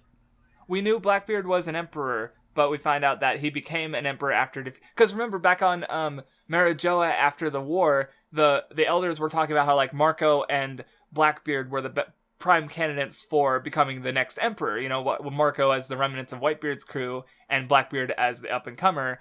And as we, you know, as what happened in the Grudge War is Blackbeard won out. So, and yeah, Whitebeard's old crew is basically no more. Maybe, or I don't know. Marco's supposed to be somewhere. So, yeah, and yeah, so they kind of come up with the idea to split up. Yes, we got some. We're still not getting the full Straw Hat crew back together just yet because you got like Zoro and Law. We got a group going off to Wano. You got the cat guy going to find Marco, and then you got Luffy's group going over to Whole Cake Island to go find Sanji. Save San, yes, and Inuarashi and Momo are supposed to stay on Zou, to protect it just in case. And Momo is interested in Zushina. That's right, because Jack came back and there was this mysterious voice, and it was the elephant. It was Zou all along. That's what's kind of interesting because like we don't know a lot about Luffy's ability to hear the voice of all things, but Momo can do it too, and he's also better at it because he's able to talk back to like Luffy couldn't, like the elephant wouldn't respond to Luffy, but it responded to Momo. Momo was the one who needed to, you know, push the elephant to fight.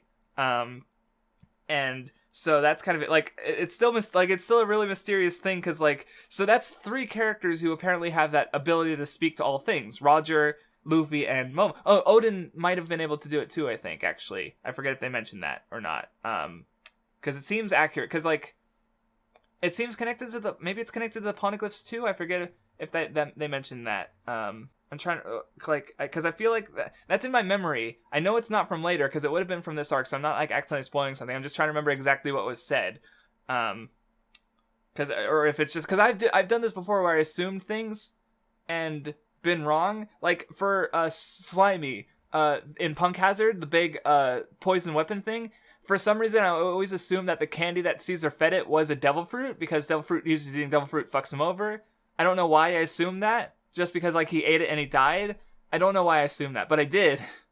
And there's no basis for that. But so I'm just wondering if it's an assumption that Odin has the ability to hear the voices of all things too, or I don't know. I don't remember.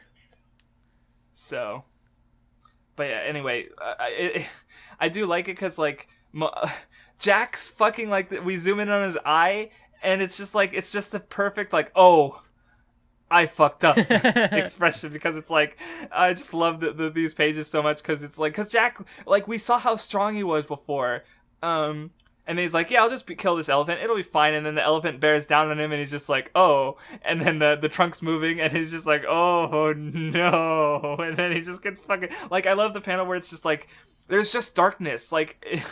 The trunk is so big it blotted out the sun moments before it just fucking wrecks the entire fucking ship, and it's pretty great. And then the interesting thing after that was like we see Jack at the bottom of the sea, or you know he's in some sort of wreckage, and it's just like come and get me, like he's waiting for someone, but also like he's a devil fruit he's user. Still fucking alive, and he's still so because like I feel like he was giving like because he has sharp teeth under his mask, so I'm assuming he's part fishman because that's the only reason I can see him being alive, like and not drowned underwater. So he's still like down there breathing, but he can't move because he's a devil fruit user. That's my assumption. Yeah. Because have we found a fishman yet who is a devil fruit user? That because I don't. Vanderdecken. He had the mark fruit. He could throw things. Remember, but we never saw him underwater. Like I don't like he. I think he used bubbles and stuff to not like when he was. Yeah, I'd say that'd be an interesting around. Theory. I'd be curious to see how that pans out. But yeah, so that's That's just what because I don't have any other explanation for how he's still able to be alive while underwater and not drowned. Because it definitely has been more than a couple minutes, I think, because you don't have that much time. Maybe he just has really big lungs or something. I don't. It's Oda. He could say something like that. Whatever. But well, I mean, yeah, he's a big sturdy guy, so I don't know. It could be a number of things. Yeah, I mean, look at the size of his chest. His lungs have to be like bigger than us. So maybe he can hold a lot of oxygen. I don't know. Yeah, but we also got the little bit. I think I'm going back now, but there was the Nami's new climate baton wand thingy.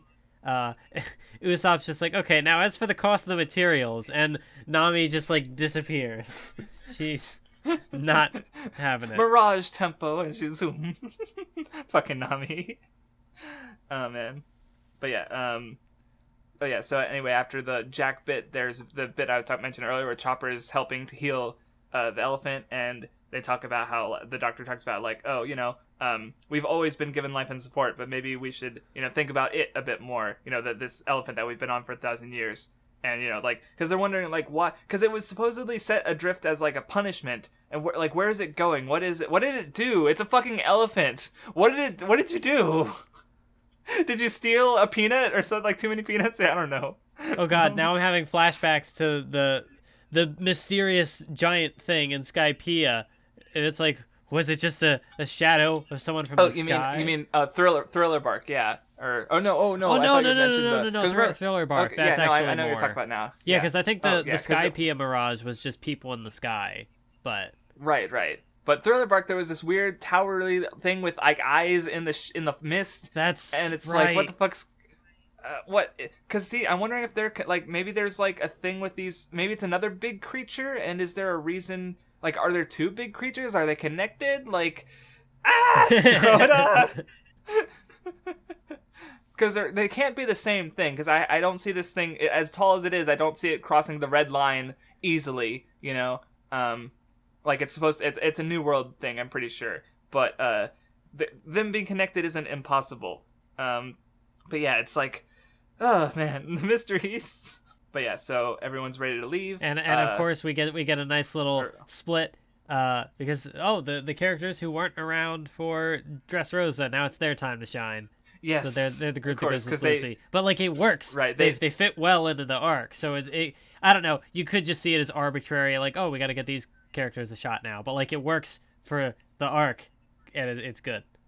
Yeah, well, I feel like because the whole thing was that they failed to keep Sanji there. They're trying to make up for that mistake. So, and of course they're the ones who were there when Sanji was taken. So yeah, it's just it seems like a logical course of events. But yeah, and of course it does work. Yeah, it's nice to see more of them in the arc itself, because like Brook gets some cool moments. Nami's there. Yeah, because like the infiltration stuff, like who was gonna do that better than Brook? Like it just works. Right. Mm-hmm. Yeah. And Nami likes to keep her head down in the first place, so she makes sense for it too. Oh, and they're also going with Pedro, and Carrot sneaks along. Little dumb rabbit. I love the part where the samurai guy is like, oh, I'll draw you up a painting creature. And Luffy's like, nah, it's fine. Bye. And then they just jump off. And everyone's like, oh no. Like, I love it, especially with Brook, because he's got his soul coming out of his body, and they both have the same. They're like crying, and it's oh god. Yep. But yeah, so they go down, and we cut away because I guess we're now that Zou's over, we get more in between arc stuff. Ooh. Okay, I'm gonna say, like, ever since I realized that Reverie was going to be a king meeting, I have been hyped for it. Okay, because like, look. It's Vivi. Yes, Vivi. She's interacting. Is back.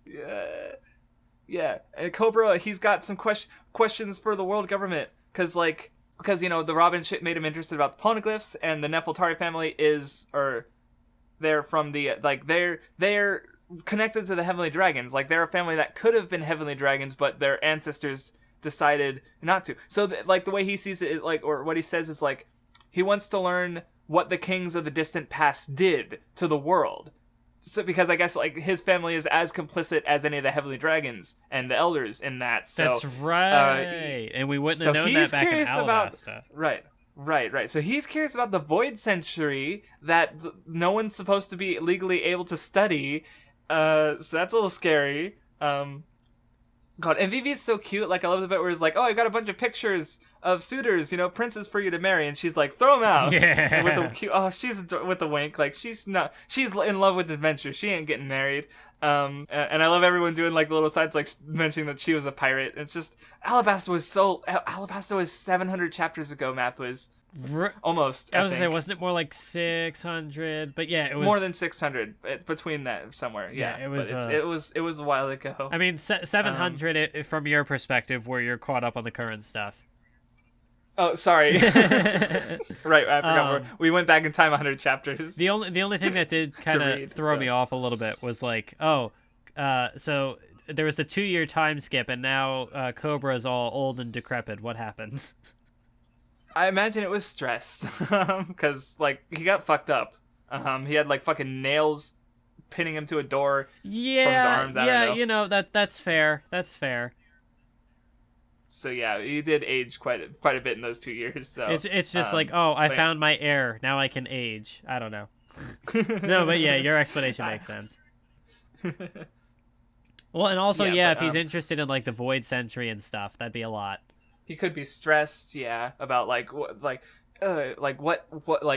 what happened so long ago, like, because Robin's curious about it. She was willing to go pretty far for that. What happened? I did also like the little gag where he's like, I'm old, I'm dying, I may not make it much longer. Vivi, get married. I want to see a grandchild. They're so good. God, and the Reverie is coming, and geez, Vivi's gonna be back in the story. So many characters are good. I'm excited. Yeah, like we see Dalton, we see Wapol, like Kareha is coming to fucking Marajoa. Sai, maybe Don Chinjiao.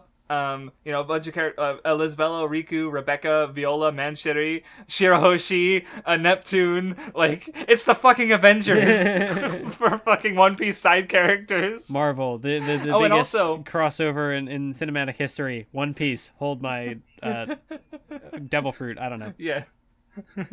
Yeah, so it's like... Oh, and also, I guess for a really minor one is Stelly, who, I don't know if you remember, but he was Sabo's adopted brother. Oh, yeah, back on Goa in the flashback. That in the that SBS. Ugly little shit. Yes, okay, yeah, so now he's somehow king of Goa and married to Sally, who isn't Sonette's, or not Mary Antoinette, so hopefully she won't get her head cut off, I guess. But yeah, so that piece of shit's coming to Reverie, too, so...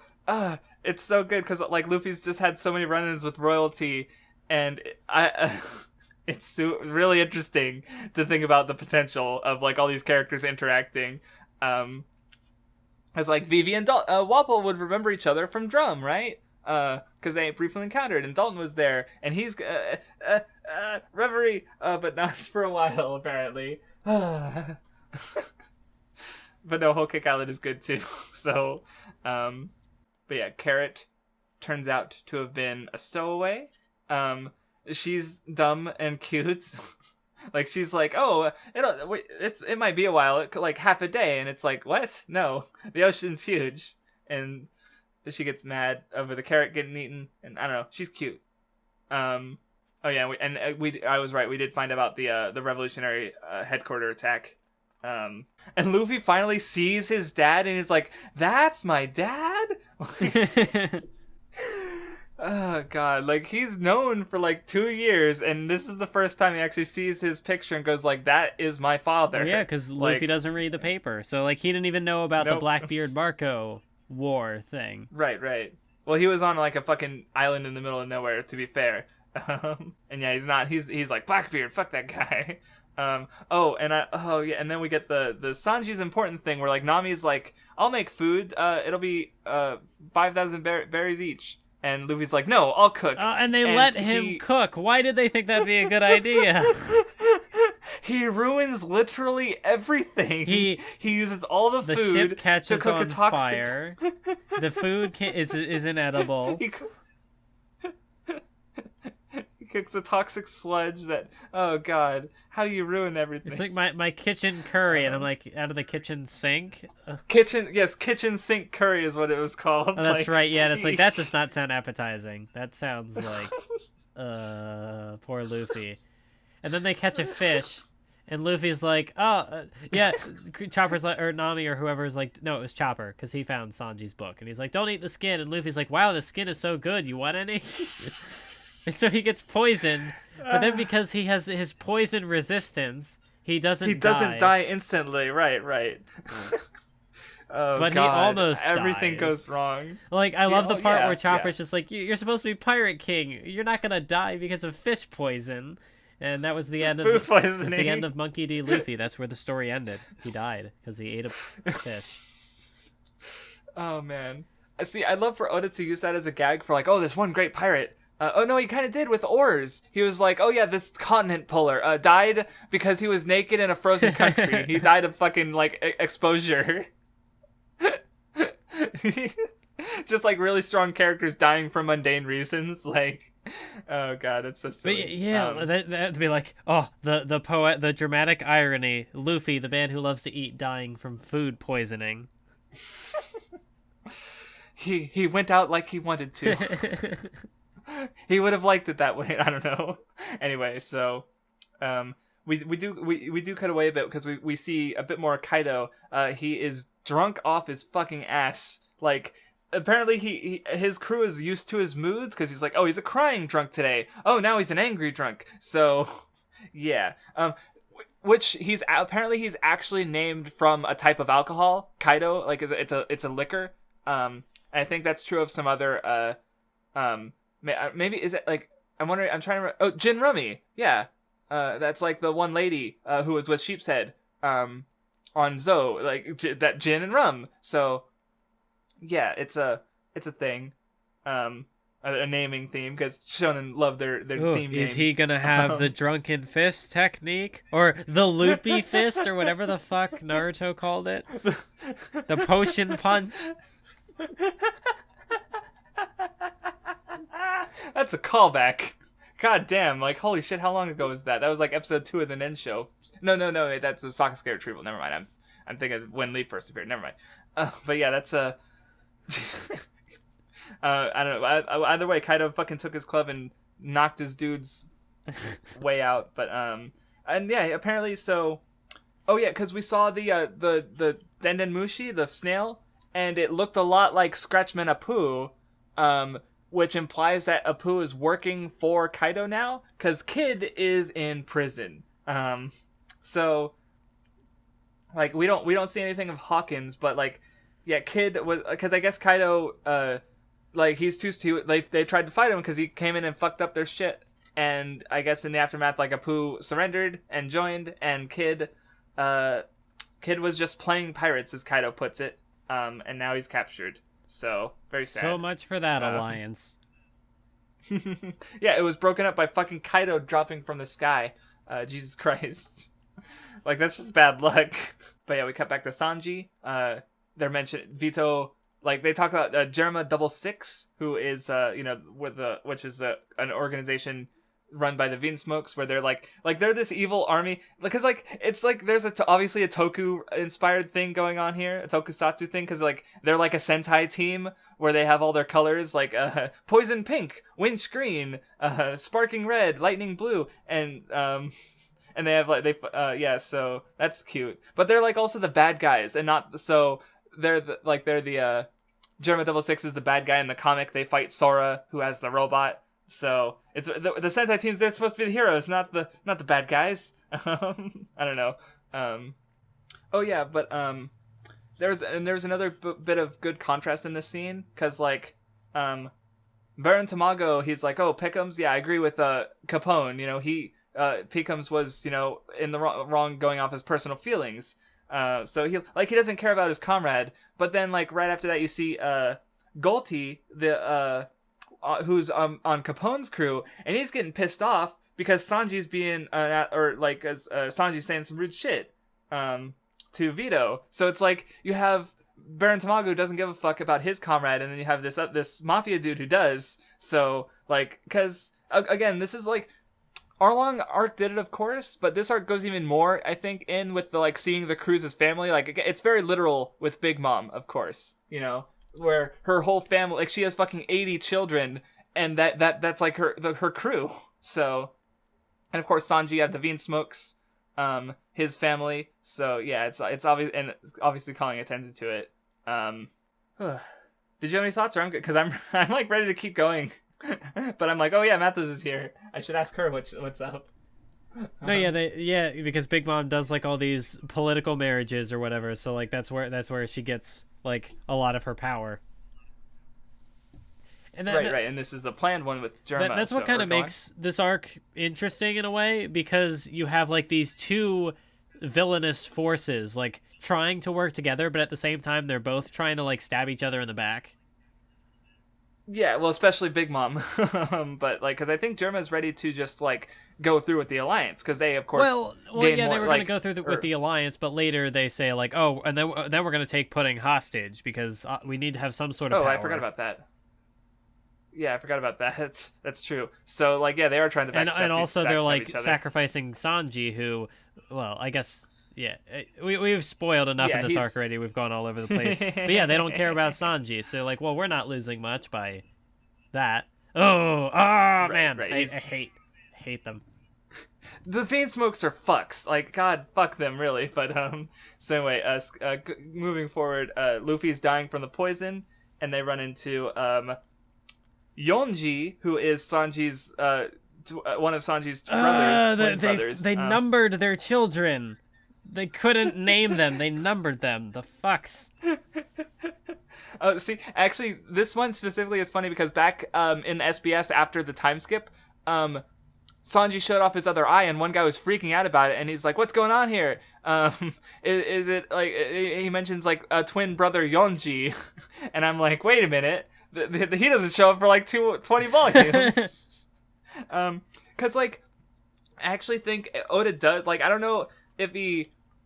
Like, did he always plan for 4 siblings or just 3, or we have no idea. Like, maybe Sanji, like, because like Oda does take ideas from from other people, not at the SBS, so to speak. Because there was in the SBS, it was mentioned how like Nekomamushi came about because of the voice actor for Brook, who just wrote a song about Nekomamushi, and Oda put that character in the manga because the voice actor made this, and his wife made the song. And so then, like, the voice actor for Brook would be able to sing the song that they made in the anime as the character. Yes, right. So I thought about that. So that made me think about the Yonji thing. And there was did he get the idea for fucking Ivankov, who like I think was based off of an act or like a real friend, yeah, right? And then like they went on to do the voice. It's like, oh my god, Oda, the lore, the meta lore, right? So yeah, I like how everyone like Sanji or Chopper especially thinks that Yonji is Sanji, whereas like they're so like.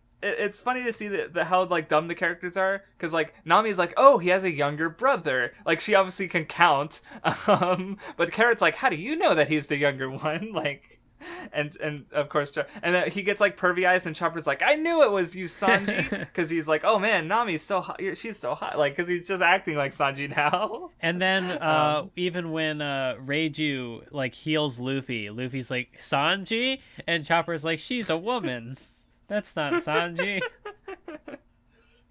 Oh yeah, and it's a cute detail, but I love how like their eyebrows go the opposite way of Sanji, because he's the weird one in the family. So he goes the opposite way in his eyebrows. Yeah, that's like their defining characteristic. So they've all got the twirly eyebrows, but only Sanji goes the other way.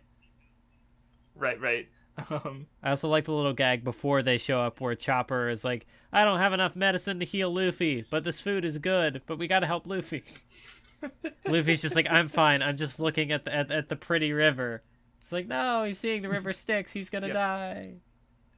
But yeah, I'm reading through and I'm noticing this one panel of Brook where it's like, he's talking about how like, oh, Bean Smokes, the name's synonymous with evil. Or no, they made it someone else, but he's talking about how like the Bean Smoke conquered the North Blue with military might so long ago, and and Rage is like, do you seem to know a lot about history? And I'm just like thinking about that line I need to check out later that you said. It's like, what are you planning with Brook? Oda, don't hurt Brook. Don't like Sanji got bullied. Maybe he deserves it. No, Sanji's a very good boy. He doesn't deserve to be bullied either. But Brook also doesn't deserve to be bullied. Oh man. But I also want to see it because I want to see how Brook's character gets explored. So damn it. I forget what I saw. If it was like in a Best Guy Ever video, or if it was like some other thing One Piece related. Maybe it was an Eye Patch Wolf video, I don't know. But like how I guess someone had like was able to kind of predict where Sanji's character would go based on like the little details that were dropped in. That was the Super Eye Patch Wolf video, the why you should watch One Piece, because he talks about how pretty much the Alive only poster and and probably some other things like the Mr. Prince were connected to assume that he was royalty. So I wouldn't say like and they probably just sort of speculated regarding and probably got really close to. Well, yeah, no, but that just makes me curious about like what these sort of like what sort of theories are out there, and like how many of them have ended up being true, or like what ones could be true.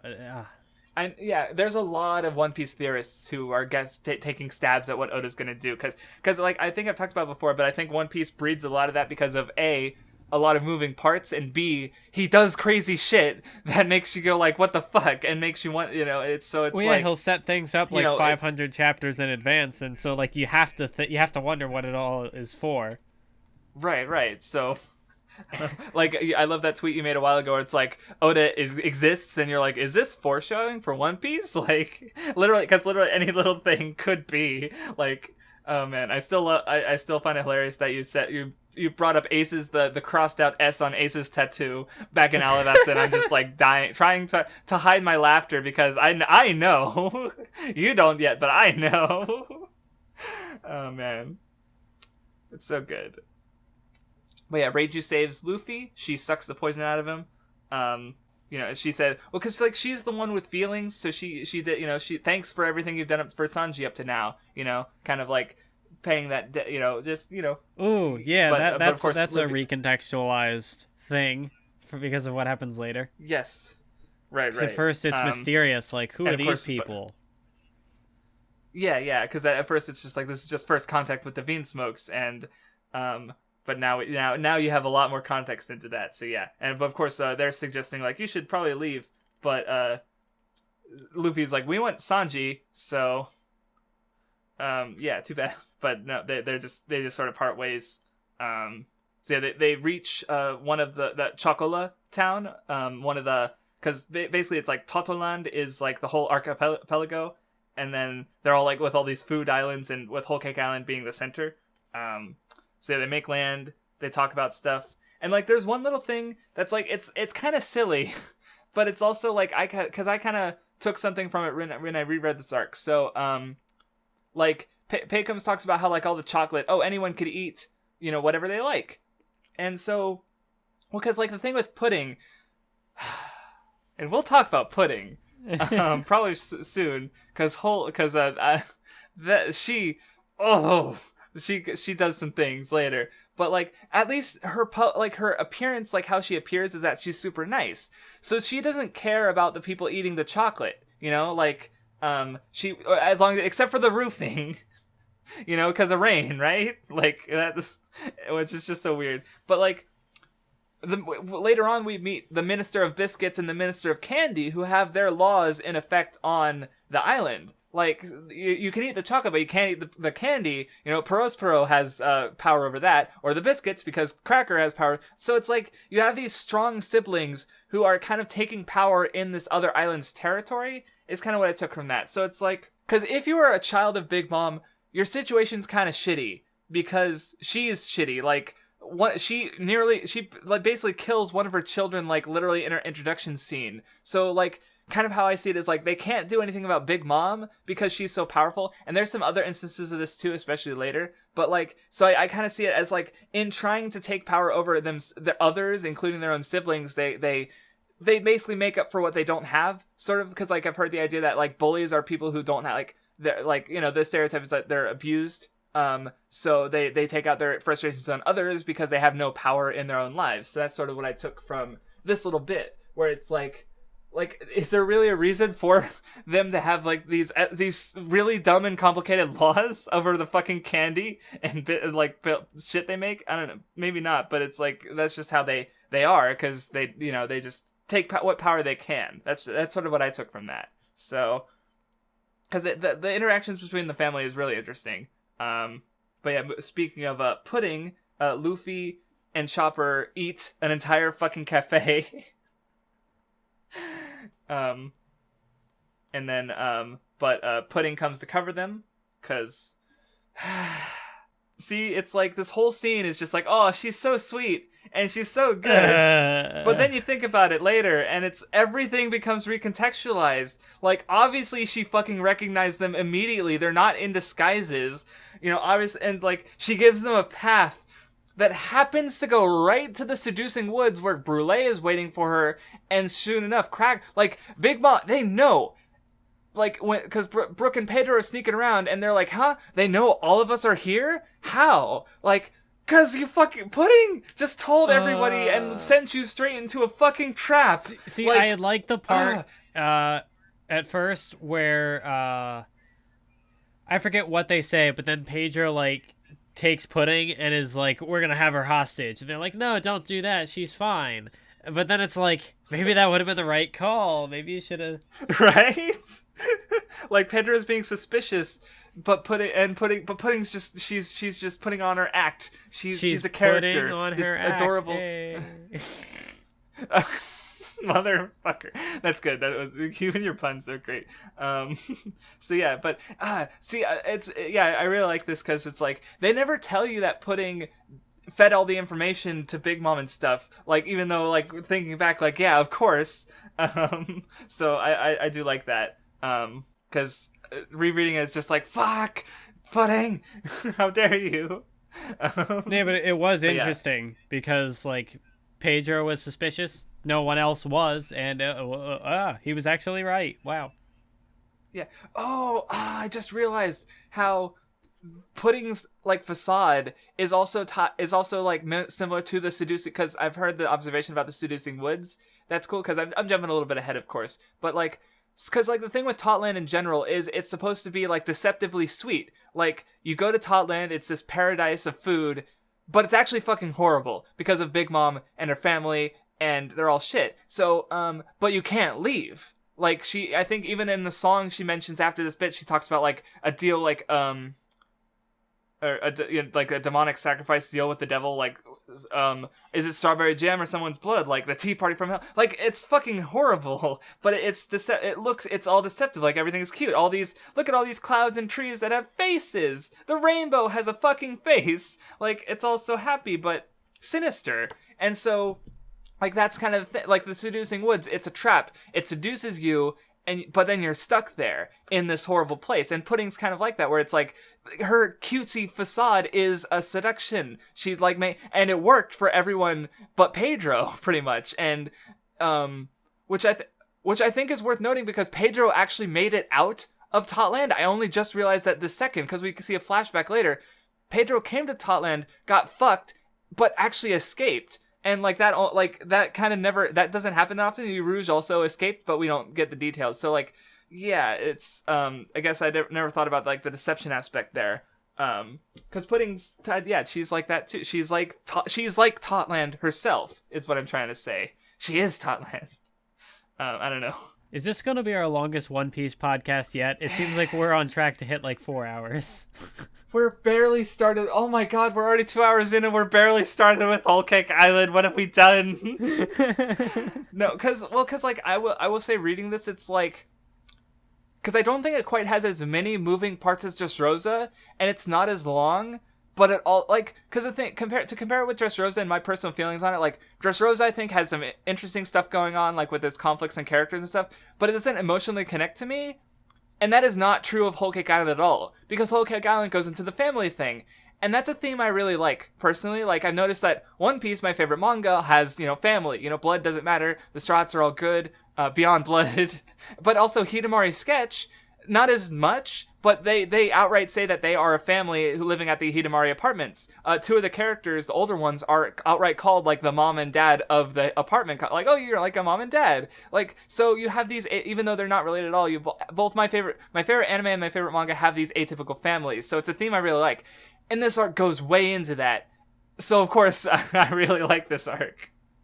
So yeah, this is gonna be long. Oh god. What have we done? No, yeah, we're already partway through, and I'm like, is this gonna be like one of the best, if not the best, One Piece arc? Like, this is only halfway. Yeah, it's a contender for my favorite. Because, like, this arc also... Because this arc was going when I opened my Curious Cat and had a bit more closer interaction with my fans, because they would start bringing me, like, issues the rest of the fan base had with the arc, like misunderstandings in the material, like, why does this happen? Like, no, we haven't really gotten to that point yet, so I can't, because it was, like, later stuff. But, so, I had to actually, like, really think about the arc, basically, and, like, pay attention to it more, because I had to, like, make all the connections that I subconsciously understood and thought were fine, but then I had to be able to explain it. So I analyzed it more closely and came to all these better realizations and connections, and that ended up being Beyond Blood, which most people would say is one of my, my best video, even though, in retrospect, it was rushed. And so I think some of the points suffered, even though I do think it's really good still. But, like, so it's like, so now this arc is personally important to me, because this is where I sort of came into my own as, like, a One Piece guy who, like, thinks about One Piece and such. So, because it's a really good arc. But yeah, trying to move on, because we're just going to be stuck here for a while. You get the little bit also where Pudding is like, oh, my older sister ran off to sea to find a husband. And Nami is just like the little panel where she's just like, huh? But that's... she's good. We'll talk about later, because I want to gush about that, but we gotta move on, because yeah, she's also talking about Sanji and how he's so good, but I don't want him to be trapped in this horrible marriage, so if you guys want to save him, that's okay by me. And they're just like, God, Pudding, you're so good and I love you. Oh man.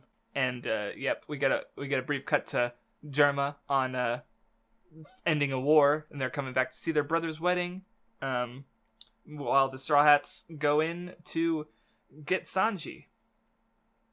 Yeah, and then there's that part where they're out on the sea, and it's so gross, because like at nighttime when it like freezes over, and then all these ants show up, and it's like But like that makes sense, because like candy is super sweet, and like, if you would just leave stuff out on the ground or whatever, that's how you get ants. They show up. So Yeah, no, of course, this candy paradise has an ant problem. And yeah, I skipped ahead and I saw the line you were talking about where it's like, oh, Luffy, I guess that's just the star you're born under. And he's got, like, an unusual smile. Like, I don't remember seeing him smile exactly like that. Like, how the fuck... I just realized, like, Oda, he's a skeleton, yet he's so expressive. Like... But yeah, so, and yeah, you're right. He says, like, oh, you said something, Brooke, and he's like, oh, nothing, it goes for me as well. You're really weird. And it's like, now that you mention it, this is such an Oda panel of, like, that you look back on, like, 5 years from now and be like, fuck! Yeah, because, like, with Sanji, when he was like, oh, I was born in the North Blue, but raised in the East Blue. He's like, well, never mind. It's not important. And, like... Of course it's important, otherwise Oda wouldn't put it in the manga. So yeah, you just fucking, like, yeah, I never noticed that before, and now I'm like, Oda! So yeah, because that's just totally an Oda thing. So yeah, but we actually skipped some stuff. So going back, Big Mom is having a temper tantrum because she doesn't have a croquembouche. Bullshit. I probably butchered that. Yeah, so she's looking for, like, a specific... Like, she has fucking food tantrums because she doesn't have the exact food she wants at the very moment. And in her fucking tantrum, she murders one of her fucking children who is just trying to stop her. Like, Moscato did nothing wrong. And he's fucking... she just stole his lifespan. Like, that's such a meme now. Every time I hear someone say, so-and-so did nothing wrong, I'm like, oh no.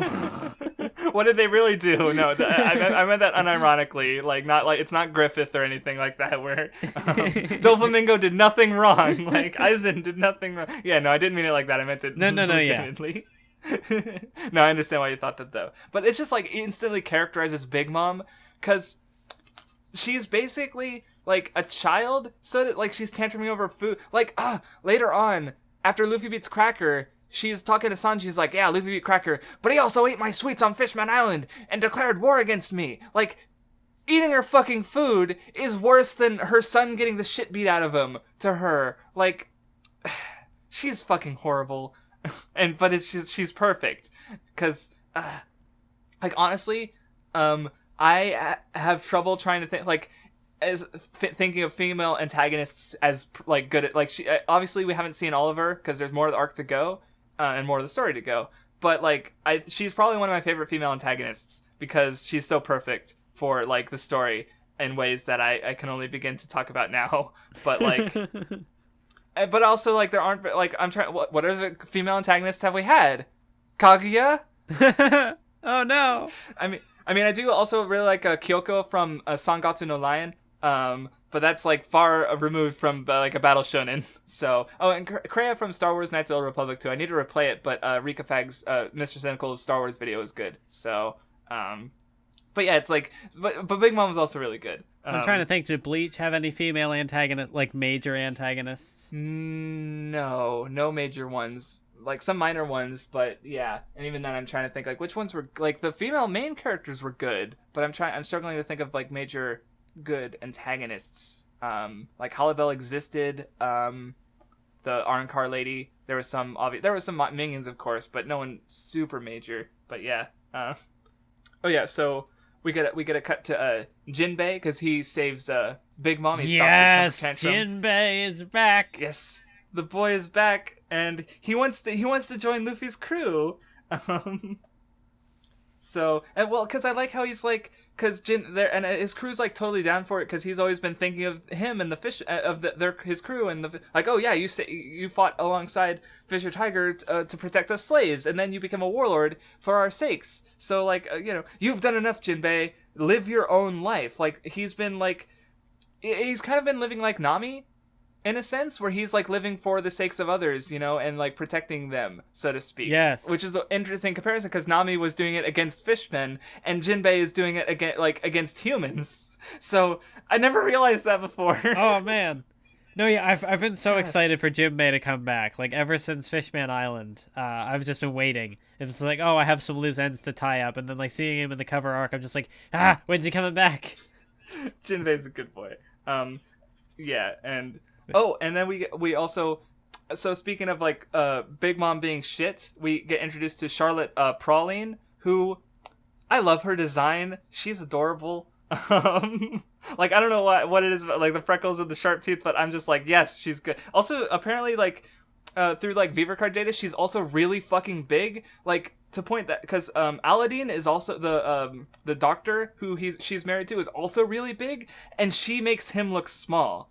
So it's like, I'd like to see her next to like a normal human because like I want to like how big is she really? But I know because I wanted to bring her up because like everyone's talking like oh yeah we need to get the fishmen leave Big Mom and basically betray her, but like so Big Mom gave Praline away for political power. The fishmen are her allies, so she had her marry Aladdin. Like she doesn't care about her, so like she doesn't care about her children. She's just they're fucking pawns pretty much. Like we see that with Pudding later too. And so but her response is like, Praline's response is like, I love you more than Mama. Of course, if you guys leave, I'll go with you. Like she's like, they're just maybe talking about Big Mom, like leaving Big Mom, and she's instantly like, you weren't gonna leave me behind, I want to go with you. But then of course there's the issue of no one quits Big Mom and makes it out alive. So I don't know, I just wanted to point because she's just like totally down for the idea of like fuck Big Mom pretty much. So I kind of like how it played out with Jinbei, where he like they introduced the wheel, like, oh, you will sacrifice something, and then you get the panels of like, oh, Jinbei was such a coward, he backed down at the sight of the wheel. But I'm like, no, he's gonna do something. He was just like biding his time and waiting for the right moment. And of course later I can say for certain, yes, that does come up. Well, yeah, because later on he rescues Luffy. We haven't read yet. Yes. So like he's already staging a rebellion. So like he's taken action. Yes. And there's more to the wheel thing. Like I said, that'll Also, come up later. that's though, another but, Water 7 parallel, because like it's another, well, not a new character in this case, but like a new Straw Hat being introduced. Maybe, I mean, like it's happening. Like that's not a spoiler. I don't know that it happens, but I know that it happens. So Craftsdwarf almost spoiled me on something, but we cut it out of the audio. Yes, and I'm terrible, and I feel like shit. Hey, moving on. For once, Discord screwing up actually was a benefit. Yes, because you didn't hear it, luckily. So yeah, we're good. We're good. Everything's fine. But so yeah, I don't know if Jinbei actually joins at the end of this arc or not, but I'm like, it's happening. Why would it not happen? But it might not happen. I don't know. Like I said, I don't know where this arc is going. So even when I'm like, I know where the arc is going, do I know? And I'm so bursting to say spoilers. I said one, but Mathwiz didn't hear it, so we're good. So yeah, moving on. So in the ant scene, Pedro also talks about how, he went out as an explorer and ended up in Big Mom's territory, which comes up again later. Yeah, he's like, oh yeah, my ship was, eaten alive by these ants. Right. And, he was looking for the poneglyph and stuff. So he's kind of like, he's coming back here to, like, sort of also, like, make up for his failure or try to, like, make another attempt, basically. So, like, he has personal stakes here. So, yeah. And his flashback later. Because like Robin's asked Luffy to do it, but here he's saying like, yeah, we really need to get that poneglyph while we're here, because it's just gonna be easier. And Brooks says it's fucking cryptic bullshit. I'm like, like, what does he mean by that? Seriously, I'm just trying to wrap my head around it. What if Brooks' identity was actually a lie, and he's actually the skeleton of Gold Roger? No wonder he hasn't heard about Gold Roger. He is Gold Roger now. But yeah, Brook and Pedro head off to go grab that poneglyph, whereas Luffy, Nami, and Chopper go into the Seducing Woods with hopes of reaching Whole Cake Island and Sanji. And it turns out Seducing Woods is a clusterfuck of weird shit. Well, I love this interaction because there's like a crocodile that eats the bridge, and he's like wearing clothes and shit. And Nami's like, what? That was a crocodile with clothes. Isn't that weird? And she's like, and the other guys are like, really? That's weird? And she's just like, wait.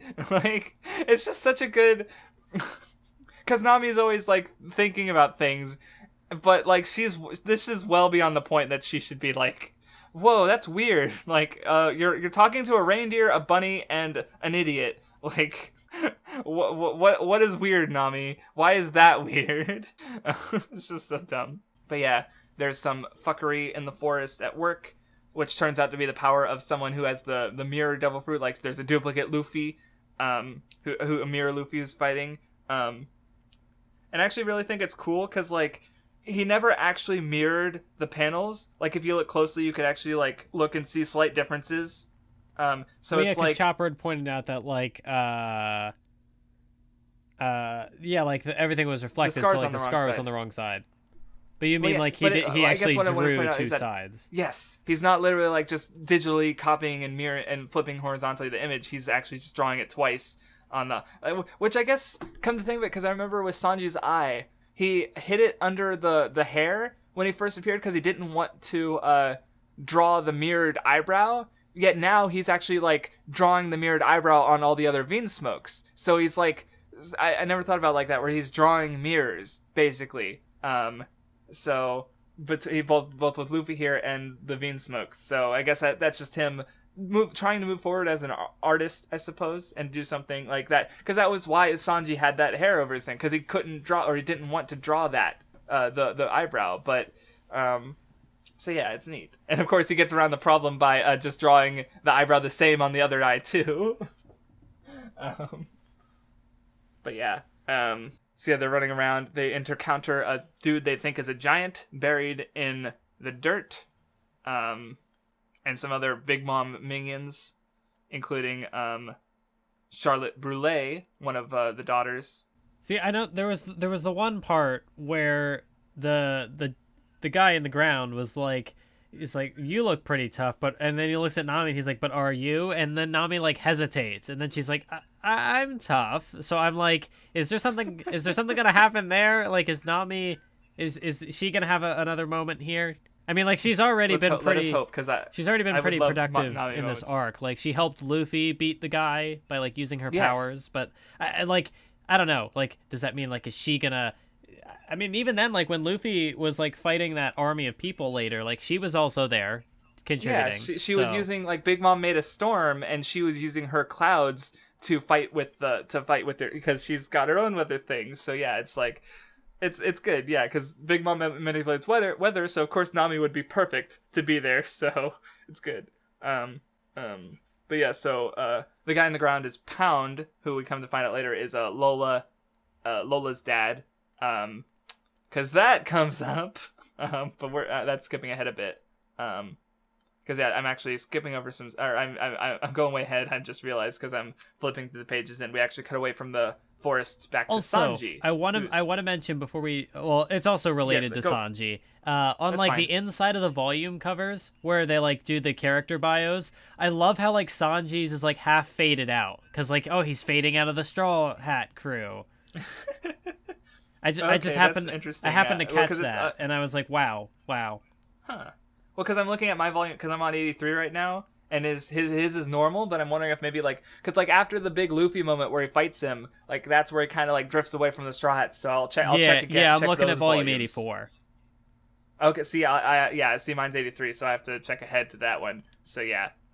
Good. I never noticed that because I don't pay attention to those at all because I know exactly what's happening, so I don't need a recap, right? Well, and plus you would have been reading this weekly, so it's not like you would have had access to that anyway. Yeah. That wouldn't have been there. I actually only just bought 83 and 84 like last week because I knew I would be reading because it's like my Barnes and Noble just didn't happen to have the ones I need. I skipped ahead. I just bought 85, 86, 87, and 88. And now I have it all the way through 89, so I just caught up because I knew I was going to be reading them, so yeah. So I've actually never read the official translation for some of this stuff. Like, King Bum, the tree, he did not speak in tree puns when I was reading it weekly. That was a Viz thing. Yeah. But anyway, so yeah, moving on. Sanji, he's at the German Kingdom. The flashback when when he's like, help father, they're beating me up, and he's like, why should I? You're not going to be of any use to me as a fighter. I have no obligation to help you or nothing to gain by raising you. And I'm like, fucking die. He's worthless. He's terrible. I hate him. Yeah, well, because, like, I guess so this is where the nature versus nurture conflict comes up again, because, like, with Doflamingo, Corazon dismissed him for what he believed to be his nature, but Corazon, had a different, but, you could also argue that Doflamingo was nurtured by his environment as a heavenly dragon and became that way, whereas Corazon was nurtured by his parents and, also, became that way, whereas with Judge, which, since the wordplay doesn't translate, it's pronounced in Japanese Jaji, so like it rhymes with Sanji and with all of his sons' names. So but yeah, because like he doesn't value Sanji's nature at all, or his Sanji at all, really. So it's like he only values his sons for the nature that he built into them, because Sanji's a fucking genetically engineered child. He always has been, but it's now we're like, okay. So yeah, but it's like, Judge does not like value his like nature at all as a normal person, like because he built his sons to not be weak. Like one thing I noticed, so I mentioned this in text to you before, because I made a realization about Doflamingo and how he connects to Kairos's idea of like humanity, because Doflamingo, he wants to be a god. He wants to be above humanity. Kairos thinks that, to be human, like he accepts pain as being human because he was a toy. He knew what it was to not feel pain, to not be able to feel the warmth leaving the body of his dead wife and such, or to cry. So he accepts the pain of humanity, but Doflamingo wants to be above that pain because he knew peace and not being in any nothing bad ever happened to him at the heavenly Marijoa, but when he fell he experienced the worst possible pain. Like I sort of like that's why he doesn't like being betrayed, because if someone else fails him, his plans, nothing bad happens. Like what? Or I mean, yeah, okay, because he usually has contingencies, he can try again. You know, he's not gonna get hurt for a failure. Even when Dressrosa, when Treble and Diamante fucked up, like it's fine. You know, we can keep going as long, you know, he has his family. But if his family betrays him, that hurts. Like, because that's something that can't be made up for. And like, so the way I see it is that Doflamingo ultimately, like, all of his actions to control everything is that he just doesn't want to feel pain ever again. So he rejects that humanity. And that's kind of similar to Judge in a sense, because Judge basically removed pain from his children. Like, they don't have sympathy or sadness. They can't feel emotional pain. They also have metal skin. So physically, they're just invulnerable. Maybe not invulnerable, but they're resilient. So it's like, because he sees that pain and that kind of thing as a weakness, so to speak. So it's like, there's a similar, like, nature, nurture, pain, humanity thing connecting the two families, so to speak. Like, Reiju even says that, like, with Sanji, their mother did something specific to make sure Sanji still had his humanity. So I don't think I don't remember she specifically used the word humanity, but I feel like the idea is there. So, like, it's just a connection between these two arcs that I never realized before. So yeah. Just thought I'd bring that up because it's pretty big to the conflict. Well, I mean, yeah, they did say that, like, he was born and, like, grew as a human. So, like, I think I see where you're coming from. Yeah, right. So, like, obviously the Germa soldiers aren't like, or the 666 leader guys, they're not, like, literally called gods, but, you know, God, as Doflamingo's dad said, you know, there are no gods. We're all just humans. So yeah, but they're still trying to avoid, like, yeah, Judge didn't want them to feel that pain, I suppose. So, but we'll talk more about them. I just wanted to bring up that connection because it's relevant to the whole conflict too. So, but yeah, Sanji and Judge also have a bit of a fight, like that, because I think what's, like, really great about the whole conflict thing is because, like, Judge did not like Sanji for his nature as a normal human, so he refused to nurture him. Like, he just, like, he was trash, basically. But when Sanji went to found Zeph, someone who actually treated him like a person, he was nurtured into someone who is stronger than Judge and all of his sons. Like, he fucking wrecked Yonji. Like, Yonji's like, man, I pissed off Sanji, now I'm like this. And, like, I mean, he does lose the fight against Judge, but obviously, like, Judge isn't really fighting fair, so to speak. So it's like, but Sanji doesn't look that beat up either. So it's like, I don't know how, like, a full-on serious fight between them would go, like, just pure one-on-one. Yeah. But I feel like Sanji would, like, win. Like, that's just the feeling I get, which would be perfect because of the one who Judge refuses the nature of, is nurtured into a stronger person. So I just think it would be so poetic. But we'll have to wait to see if anything like that happens. Because right now, like, Sanji seems to be out to help Judge, so we don't know. You don't know how the last arc's gonna go. So yeah, the last part of the arc. So, but yeah, I just think, yeah, it's just I like the conflict, and yeah, Judge is just a tremendous piece of shit. Like, yeah, you're right. He named his children after, like, what? You're number 1. You're number 2. Like, bitch. I hate how later. I think this is probably a different flashback from way ahead, so I'm probably jumping around. Yeah, there's a couple. Yeah. But yeah, later on, there's the part where Sanji's like, you know, they had kept him prisoner, and he's like, I'm gonna leave, and he's like, and then his father's like, oh, well, you're gonna die out on the sea, and Sanji's like, don't try to stop me, and he's like, on the contrary, go for it. You know, I'd rather you be dead, so go kill yourself. And yeah. Fuck you, Judge. Like, and it's like, I mean, because he also talks about, like, how, oh, that's his weakness, like, because he couldn't bring himself to kill Sanji, where, you know, his sons probably would, because they have no such emotions that would keep them from doing so, you know, so, like, Judge is of the same human weakness that Sanji is, and he hates that weakness because he keeps it out of his other children, or he tried to, so, but they're, at the same time, they're more similar, I think, so, it's interesting. But yeah, there's a bit more to go as well. But yeah, so, cause like, Sanji ends up losing the fight because,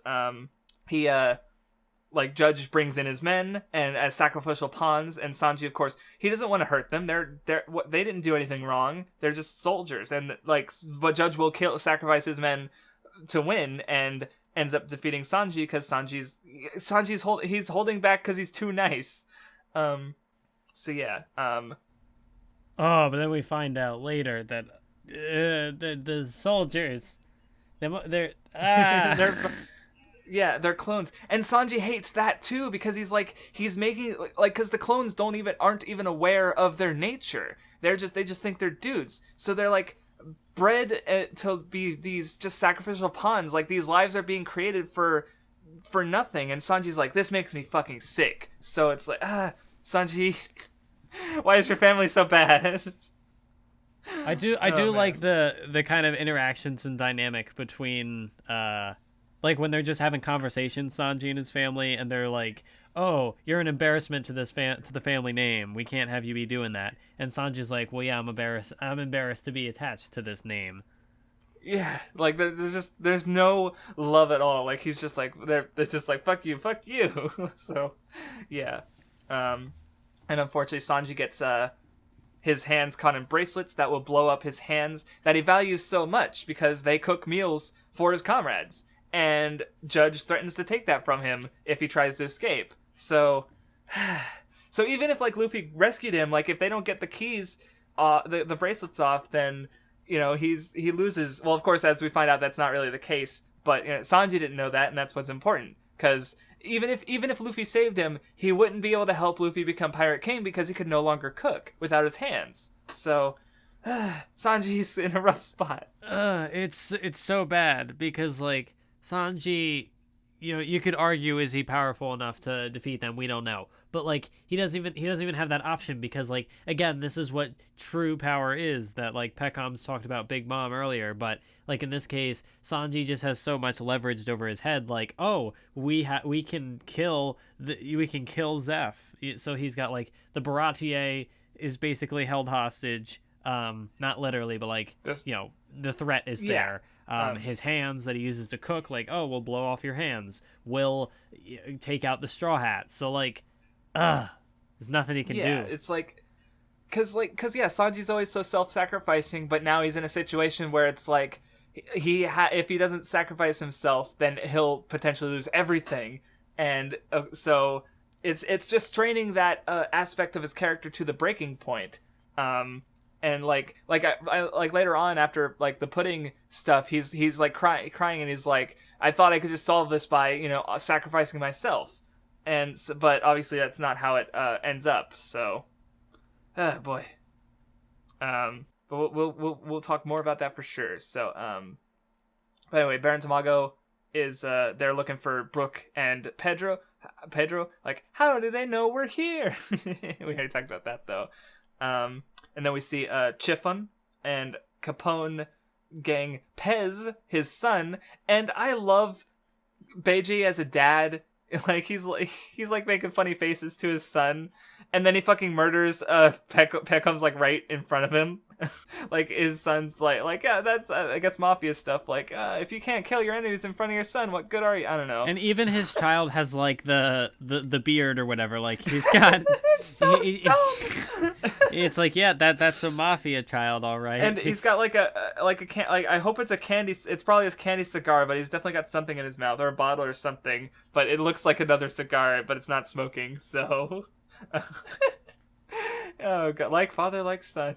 But yeah. So anyway, Caesar meets up with Big Mom, and we find out like exactly how much of a piece of shit Caesar is, as if we didn't already know. Where he just like literally just siphoned as much money from her as possible, because she wants like. So, yeah, like, her idea of equality is, literally seeing all other races eye to eye. So she wants to make everyone big so that she could sit at a table with them. And so that's, like, she wants Caesar's growth stuff, which...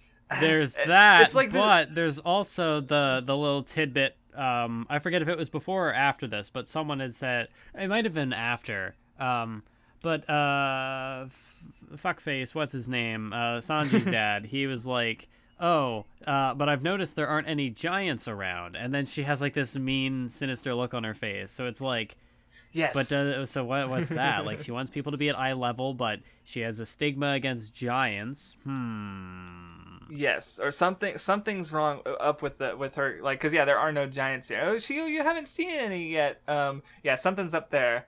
But we might have to wait. So but yeah. And I love how Big Mom's just like, oh yeah, I already got replicated Punk Hazard. You have 2 weeks, and Caesar's like, fuck. Like, rest in peace. Yeah, Caesar's like, oh, my lab was destroyed by those pesky Straw Hats. I can't do anything. And she's like, oh, I have a lab. And he's like, made out of candy. You can oh use it. no. Reinforce it. Oh man, it's so good. So anyway, back. Oh, we find out about, I guess, or no, we kind of get scattered information about like how the island works. Like I talked about how like you can't leave Totland, and it's like, every like twice a year they give a tax of their lifespan to Big Mom, who has the soul fruit. So it's like, they it's like, do they just offer like some of their life or like all of their life in the attempt to leave, because you can't leave. So I just saw there was just a page of that sort of building up to the explanation, like. Oh man. But yeah, Brule traps Carrot and eventually Chopper in her mirror world. They end up getting a bunch of information from Pound, the dude who is half buried. Oh yeah, he explains the soul thing to them. Oh yeah, and he's one of Big Mom's husbands. Yes. Of course, like now he's basically like nothing. Big Mom doesn't care about her husbands. But he wants to see his daughters. Oh yeah, because they're connected by blood, but like, oh, my husbands are strangers now because they're not connected by blood, and there's a yeah, because that's what Cracker comes in. He's like, nah, no one cares about you. So yeah, and of course, Lola gets name dropped in front of Nami and is like, hold the fucking phone, and so like. This is another thing I noticed rereading, because like Water 7 and Enies Lobby, like you have Garp mentioning the 4 emperors, and in the arc right after that, we who defeated Moria, it was Kaido, one of the 4 emperors. Lola gives Nami a Viver card to her mom, who's a great pirate. So it's like right away after Enies Lobby, he builds up to the next 2 emperors. So it's like, it kind of reminded me of how like in Drum he mentioned World Government, Blackbeard, and Ace all in one arc. So it's like, I don't know, I just like, so, I mean, people were theorizing that Lola's mom was an emperor, like literally right when she mentioned that her mom was a pirate. So it wasn't a big surprise, and of course, especially with Chiffon like looking just like Lola. But I don't think anyone, I mean, maybe theory community is crazy, but like the Viver card having power over the homies, because it has Big Mom's soul in it, so Nami becomes god of the forest. And she's so smug about it too. Like her fucking expression in some of those panels, she's just like, huh, are you talking back to me? And they're like, no ma'am. And she just takes this power so gleefully. She's so good. I love Nami. Oh man. But yeah, so that happened. But yeah, as everything's going down, Luffy starts his battle against Cracker, and does it just go into the fight, or does it skip around again? Oh yeah, I also like Nami kind of beats up Brule a bit too. Yeah, I like how the Luffy Cracker fight just kind of ends with like, well, because obviously he's got like his armor thing, so like Luffy has to go through all that just to break the armor, and then it just boils down to, oh, just eat all the biscuits. Yes. Yeah, it's kind of goofy because Luffy's appetite is infinite. And then like they fight, he fights him for like 10 hours, I think, with Nami's help. But yeah, he ends up beating a fucking sweet commander who's like one of Big Mom's like top lieutenants, which is pretty fucking nuts. So I guess we'll just skip ahead a bit and talk about like the beginning, because we get a lot of stuff in between with Sanji, but I guess we could just talk about the whole Cracker fight. Because yeah, it's nice to see Luffy like working alongside Nami to win, and also like using because he uses Gear 4 more, and so we kind of, because like again Dressrosa sort of like how Gear 4 would, it made it seem like Luffy couldn't move after he used Gear 4, but no, he's able to like run away and come back and use it again. So he just like endlessly fights Cracker for like fucking hours. Like, cause that's the thing is like we saw back around the war is Aokiji and Akainu fought for 10 days straight. Ace and Jinbei fought for 5 days straight. Like, that's just how these battles between powerful characters go, is they last for literally fucking days. And so, like, Luffy, it takes him, like, 10 hours to beat this one dude. Like, goddamn, like, I don't think he's had a fight that long. So, shit, man. And yeah, he is a really strong guy, but Luffy ends up coming out, so that's interesting. I also like how this fight kind of puts everything in perspective, like, oh, you thought this was going to be a walk in the park, but you're going up against an emperor, and you're just struggling against an underling here. You don't realize how in over your head you really are. And it's like... Yeah, because, like, Luffy always fights the bosses, and here's this motherfucker with a bounty almost as high as Jack's. Like, it was, like, over 900,000 million. It was over 9,000. So, like, I know, 900 million. So it's like, yeah, he's a big deal. And of course, yeah, Luffy can't just like roll over him like he usually like compare this to like a Bluno who's like an underling. Like yeah, he just goes Gear 2 and stomps him. But no, he goes Gear 3 or go Gear 4, and he's still just like he in a way Cracker lasts longer than Doflamingo, because like I'm not gonna make assumptions on who's stronger because Cracker's got his power is that he makes biscuits, and he's one of the strongest characters in the manga that Luffy has fought. Like, think about that for a second. Like, he makes biscuits and he's incredibly powerful.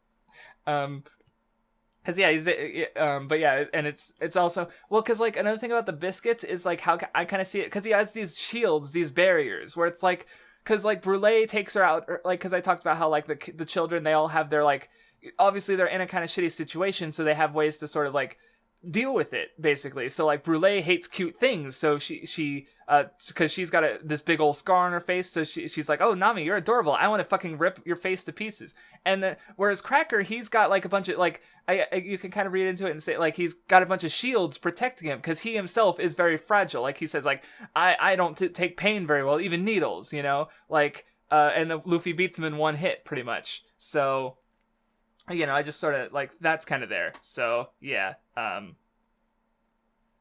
God, this family.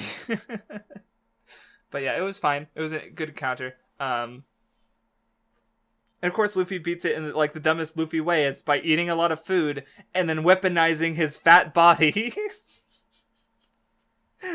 Oh yeah, I want to specify because Luffy beats him with because when he beat Doflamingo, like that's his normal Gear 4 form is Bounce Man. This one is Tank Man, so he has different like forms to Gear 4 in itself. So, though I will say like, because some people think he already knows all the forms, he just hasn't used all of them yet. I'm tempted to think because that's how Luffy operates. Is he comes up with shit on the fly. Like he's smart. Like you know he's battle savvy like that. Maybe smart is probably the wrong word. But like so I kind of figured that he's sort of like transforming Gear 4 as he uses it, just like tweaking it to okay, I can do this, like because what is like he's not really doing like he's just big and he's you know using that bounce to you know defeat Cracker. So you know it's not like oh I can do Super Saiyan 5 now, like no, it's not like that. So I thought it was fine basically this form that he used. So I didn't mind it.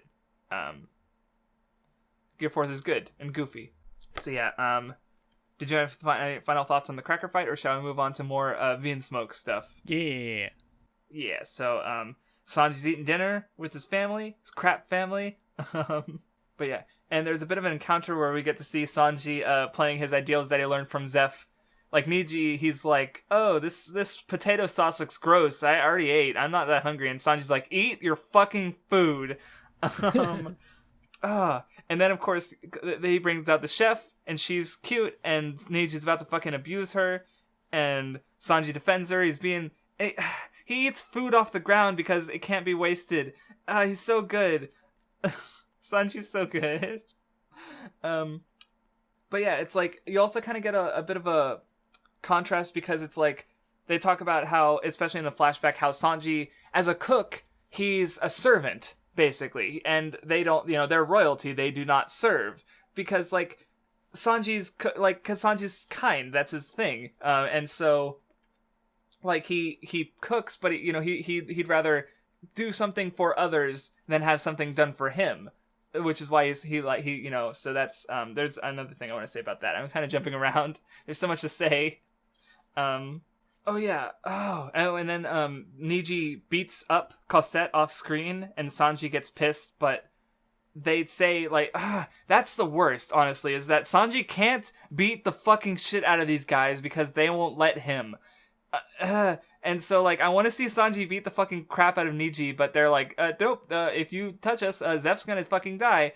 And so Sanji just has to get the shit beat out of him. And I hate these fuckers. But yeah, we find out about the clones. See, and I guess a little thing is I like how because they bring up Vegapunk and Judge worked with Vegapunk before, because like I'm pretty sure I've talked about it before, but One Piece, it's like it's a fantasy setting, but it's like grounded in like goofy, unrealistic science. So it's all technically a sci-fi, but like obviously it's not really exploring sci-fi stuff. It's but I like how it's like grounded in that everything is everything super sciencey is always connected to Vegapunk. So like Judge didn't just like, oh, he's also a genius. No, he worked with Vegapunk, so he's a smart dude, and he knows about DNA and fucking cloning and it's genetic engineering super soldiers. But, again, it just connects back to Vegapunk in the end. So, and also kind of ties back to, like, why Vegapunk works for the government. Because apparently the government was like, DNA, I just fucking realized. Because the government values blood. They value DNA, with the heavenly dragons and shit. So, that makes sense that someone discovers the nature of humanity, and they want to examine that nature, and they capture Vegapunk and make him work for, or however it happened, he works for them now. So, but yeah, we get the flashback. It turns out Sanji is completely and utterly normal. But yeah, he cooks for his he likes cooking though. And eventually they fucking put a mask on him and just keep him in prison. So, as if he was never born, because they're shitty. Like, what do you expect? Oh yeah, and there's an SBS bit going into how Law started his pirate crew, pretty much. And one thing I thought was interesting is that Beppo left Zou in search of his older brother. His older brother would have been Zeppo, who would have been Pedro's crewmate, who died. So, yeah. So Pedro's thing ended up influencing Beppo, and that's kind of why Beppo ended up on Law's crew. So I noticed that reading. Oh. Poor boy. His brother vanished when he didn't come home, and he went out to find him. So yeah, I'm going through the flashback more, and it's like, there's this one panel where they're like, oh, I'm so proud of you. I love you, my beloved children. And then, like, the next panel is Sanji in a fucking prison, and fuck you, Judge, piece of shit. I want him to die. He should die, but Oda's not going to kill him, but he should die. I don't know about the siblings, but he in particular. he birthed this family. So yeah, also, going into the cooking thing again, we get an interesting bit right after that where it's a flashback to Sanji and his mother, Sora. So, which I will point out that Sora shares a name with the hero of the comic that Germa also comes from. So, like, Sora's the hero who fights against Germa, and here you have Sora, the wife of Judge, who ideologically opposes Germa. So, in a way, it's definitely true. And Sanji tries to make food for her, but he drops it, and she eats it, and she's like, oh, it's delicious. Even though, like, it's inedible, and she's got the sweetest smile. And, and because she's dead, but Sanji's still cooking for her. And what someone, who pointed out? Someone on my server. Why can't I remember? Because Sanji makes exceptions towards women. And if you think about it, like, in this flashback, Judge, Ichiji, Niji, Yonji, they all treat him like garbage. The only ones who showed him kindness were his mother and Reiju. They were the only one who saw his nature and saw that as valuable. And so, like, so cooking is, like, kind of and ties to Sora too. Like Sanji he cooks because he wants to thank the people who've been kind to him when no one else showed him kindness. So and he kind of shows that to women too. And he like makes exceptions for women because the women in his life made exceptions for him. Because like that's what his thing. He's kind of like always thankful. Like Reiju even says way late in like one of the last chapters that we read, where she's like, wow, I did you a favor years ago and you're ready to like die for me? No, fuck off. Like she doesn't like the fact that he's so self-sacrificing over something she saw as small. Like she's like, the Vinsmokes deserve to die. Like you shouldn't be dead too. But obviously that hasn't been resolved yet. But like, yeah, Sanji he's always trying to repay people, and cooking is so perfect for his character because like like Judge says, he's a royalty he shouldn't serve, but yet Sanji chooses to because that's how he chooses to express his kindness. So Sanji's so good. But yeah, we get Reiju freeing Sanji. You already talked about earlier about how like Sanji. Judge was like, "Oh yeah, go please. As long as you just never talk about this again, you can go. Go ahead, fight. Go live. Whatever. I don't care." So yeah, it's good. And that just makes everything worse because he's like, you're not my son. I'm not your father. Don't let anyone know. And then he's like, oh, actually, all these years later, yeah, let me call you back so I can sacrifice you for a political alliance. Kill him. Yes, like Sanji wants to disown his family, but they are the ones who came back for him. So fuck those guys. Like there's another brief flashback later because Reiju's like, where did you get your sense of chivalry? Like why are you why are you here? He was kind of forced to, like, because that's the thing is like he could have escaped, but that would have been at the risk of like other people, and so the Vinsmokes don't care about other people, especially Judge. The clones he built, like he doesn't care if they die, so to speak. And we get this little Zeph flashback that's interesting because I'm not sure about Zeph's logic, because his only reason to not hit women is because it's just a law, the dinosaurs, whatever, something about dinosaurs, because he's a fucking old dinosaur, I guess. But what's interesting, he says, like, if you, Sanji, ever, stop, hit a woman and, step off the path of proper men, I'll slit my throat. So it's like, so if Sanji's like now, so Zeph's kind of put it on the child Sanji's, like, head that if Sanji hits a woman, Zeph will die too. Like, that's kind of how Sanji sees it. So, like, which is like, so it's like, just a little thing. But because children are pretty impressionable. Like, because I remember my uncle, he was eating Chinese food as a kid, and one of his relatives made a joke that it was dog or something like that. And it took him like over a decade to actually eat Chinese food again. Like, kids just, they are affected by shit like that. Like, I'm not saying this is bad or good. I'm not sure, because like, because some people are kind of against the Sanji not hitting a woman thing. I don't know. People shouldn't hit anyone. Let's be real. I guess he's making an exception, but it's not because he's not making an exception because he like looks down on women. That's Zoro. Even though he's not really making an exception, he's not even conscious of it, I don't think. But yeah. No, yeah, that definitely does like recontextualize a lot. No, it's like, no, yeah, I agree that like no violence, but this is an action manga, so it's like violence. I don't know. Yeah. He does make that exception, but I just feel like it's out of love, and of course the people, like, Zeph gave him so much. Like, I guess if you look at it this way, Zeph, saved him. He made him into like a good person, and so like not hitting women is his way to thank Zeph, pretty much. So yeah, like even if so I think it's fine. I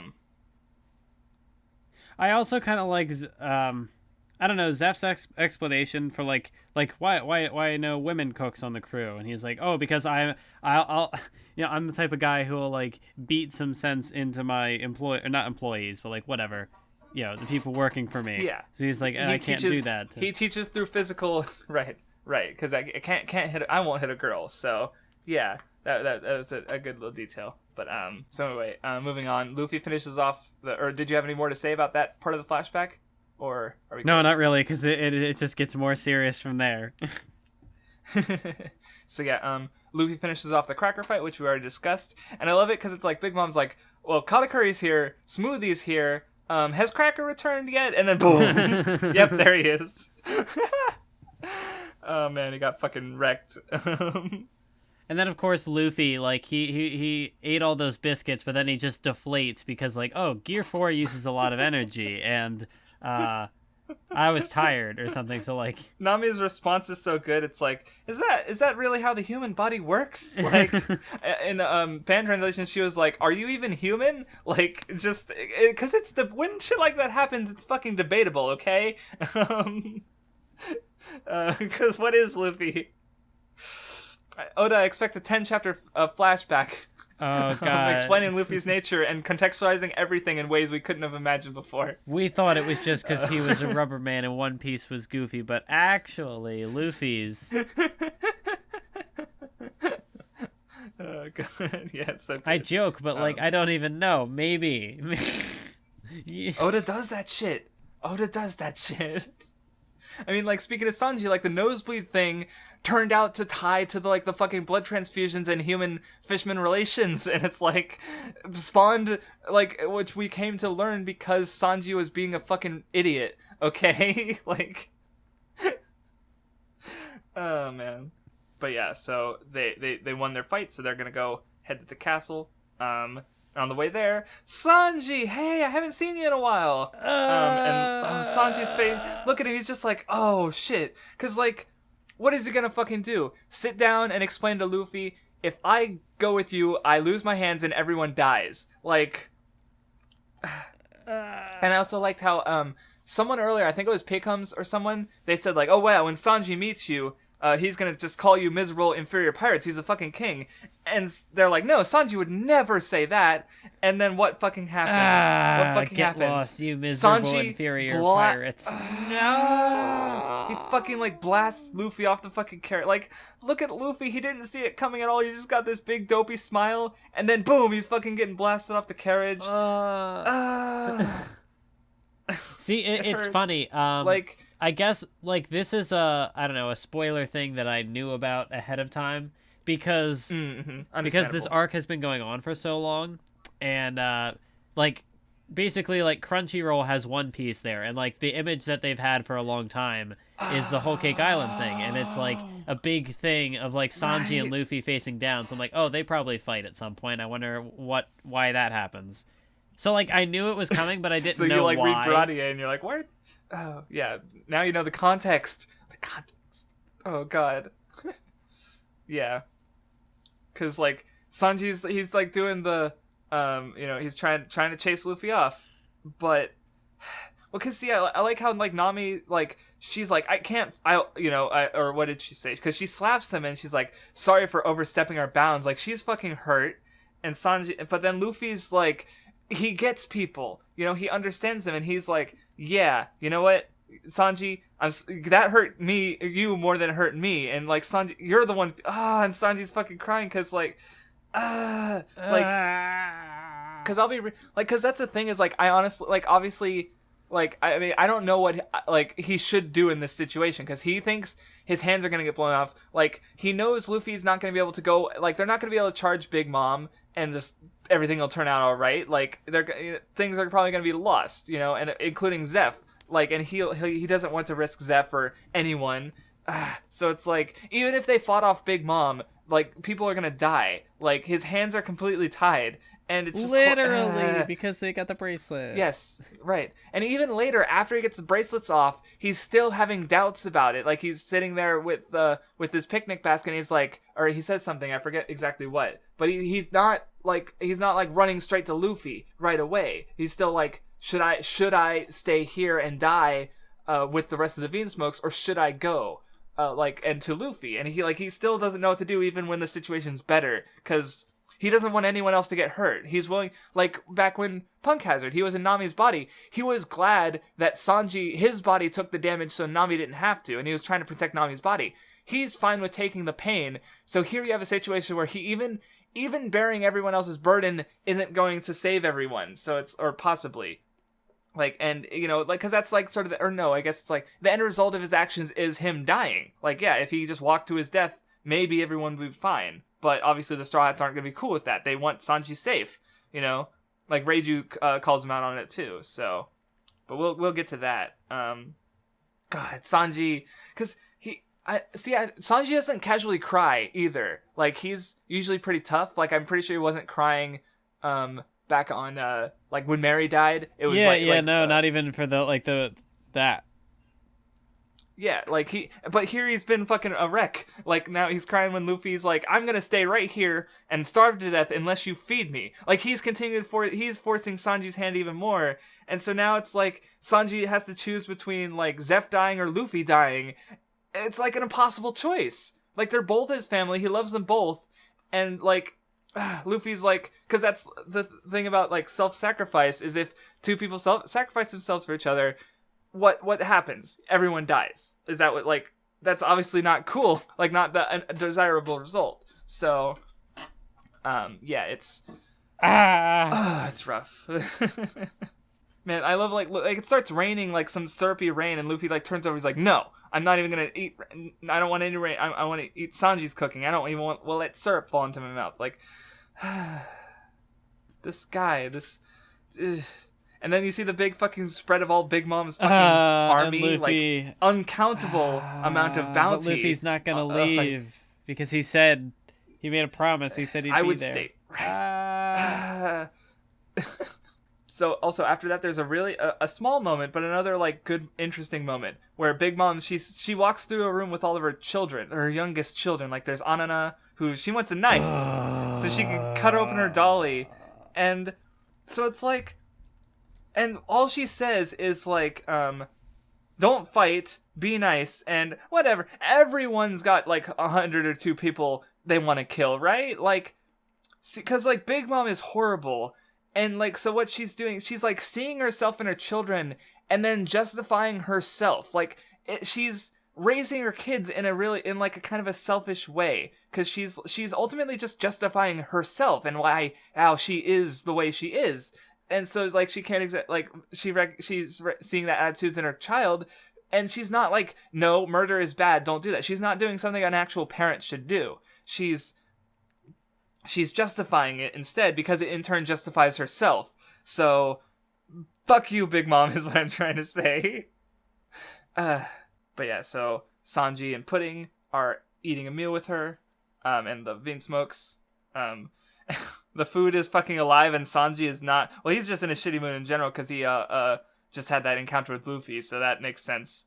But Sanji and the juxtaposition is so good because you have like Sanji's kind of getting like he's kind of getting a way out, where Luffy's like fighting in a battle for his life, like almost. You could even say it's like because of Sanji's sacrifice. Like, oh, things are turning out okay for Sanji. So I don't know. What did you think about these moments? Because I have more to say, of course. But wait, which ones in particular? After the meal, Sanji goes into a room with Pudding. And they have a talk, and he shows. I have more to say about like what happens after that, but like, gotcha. Like, yeah, he's kind of like, oh, you're like the only light I have left. Like, if I can get anything out of this, and oh god, yeah, well, because if you remember back on like Enia's lobby, when Robin says I'm leaving the crew, Sanji says, men look past the lies women, give. Like, she's able to, because like the way I see it is Sanji always looks for the best in women. So like with Robin or Viola, like they're being evil or antagonistic, and he's trying to like he's being idealistic and trying to see the best possible like route. Like, obviously the best for Robin is like she's not actually against us, she's she's with us, she's just sacrificing herself for some reason. Or with Viola, like, you know what, she looked like she meant it when she said there's someone I need you to kill, and sure enough he was right. But with Pudding, like, the best is Pudding will be a great wife, I can live happily here with as a Charlotte, the Straw Hats can leave, like, because he negotiates with Big Mom right after, and she's like, man, Straw Hat really fucked me over in like 5 different ways, but I'll let him go. Of course, like, she's lying, but Sanji he's gonna look that gift horse in the mouth because, like, it's his only hope. Because because like Sanji can go on and be an adventurer, Zeph can continue cooking, everyone will be fine except he'll be here on Whole Cake Island, and he's gonna try and accept that life. So it's like what I now like the moment where like I was gonna say what I can now look back on that I don't know what it would mean thematically, but I just think it's like cool paneling when he hugs Pudding, and then in the background there's like the lightning strike, and later we find out, well, that was Nami's baton. So it's like, even in this moment, like he still has like the presence of the Straw Hats in the background. Like, I don't know what that means, how exactly I want to phrase it, but like, yes. They're still... Well, because like I mentioned like the juxtaposition, like Sanji's getting a way out of his impossible circumstance while the Straw Hats are fighting for their fucking lives, and like that fight is still extending into the room in a sense through Nami's lightning. So yeah, that's I didn't think about it like that but yeah, because they're still there. Like obviously they're still on his mind, because right after the next time we see him, he goes up to Big Mom and to talk about them pretty much, like. Because like I'm looking ahead and it's like she's the page is like Big Mom says okay sure, and Sanji's like really, like, so obviously he's asking for their safety pretty much next time we see him after that panel. So yeah, oh god, this arc is so fucking good. But yeah, Luffy ends up getting beaten and Nami captured, her Viver card taken, while Sanji, he's like, Big Mom's like, oh yeah, he's done a lot of things that I would never allow, but the wedding is top priority, so, as long as it won't ruin the wedding, it's fine. So yeah, oh man, this fucking arc. So then, we cut away to the, Big Mom's treasure vault, where she has, we don't see it, the Tamatabako from Fishman Island. Oh, yeah. No, I was freaking out when that got brought up again. She's like, oh, I'm going to open it at the wedding. Oda setting up this plot point. Like, oh, there's a bomb in this box. But, so I'm like, oh, maybe Big Mom's going to open it off screen and then she's going to get pissed at Luffy. No, it's in the arc. No. She's making a show of it, and we will have to see how that turns out. Oh my god, so it was like, oh no, this thing which was like, it went from a good to a bad, and now it's a good again. Yep. Oh god, it's good. Also, we get introduced to Smoothie, who has a fucking horrifying ability where she wrings juice out of people. Like, holy shit. But yeah, Brooke's scouting out, and they're like, I love how Brooke has sunglasses, so he's like, you're willing to be a decoy? It's just like a hell yeah motherfucker moment for some reason. I don't know why I think that, but the sunglasses maybe. But yeah, Pedro's down. Oh, and I just want to say, because there's this cover page of Rebecca, I'm just looking at it right now, where it's like Rebecca is celebrating Kairos' birthday, and he's crying, and it's so adorable. I just want to throw that out there. But anyway, yeah, Brule captured Chopper and Carrot. Also, if you look closely, because I was kind of wondering if it was kind of like a bit of an ass pull, like later on where it's like, oh, that was actually a frog the whole time. But no, you could actually see croaking. There's like a grek. So it's like the frog was actually making croaking noises when it was Carrot the whole time. So Oda planned it. So yeah, and I see more of that. So yeah, sneaky. Because they do escape.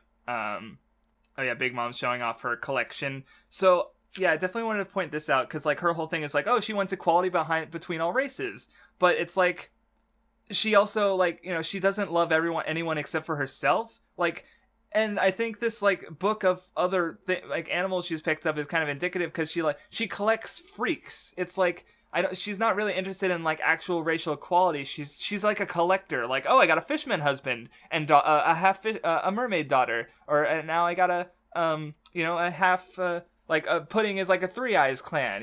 So it's like she's collecting races. She's not really interested in like understanding or unity. So I will say there's more to her character, but I just wanted to bring that up. Oh my god, we're over 3 hours of discussion. And we still have more to go. Whole Cake Island's a good arc. Oh man, it is.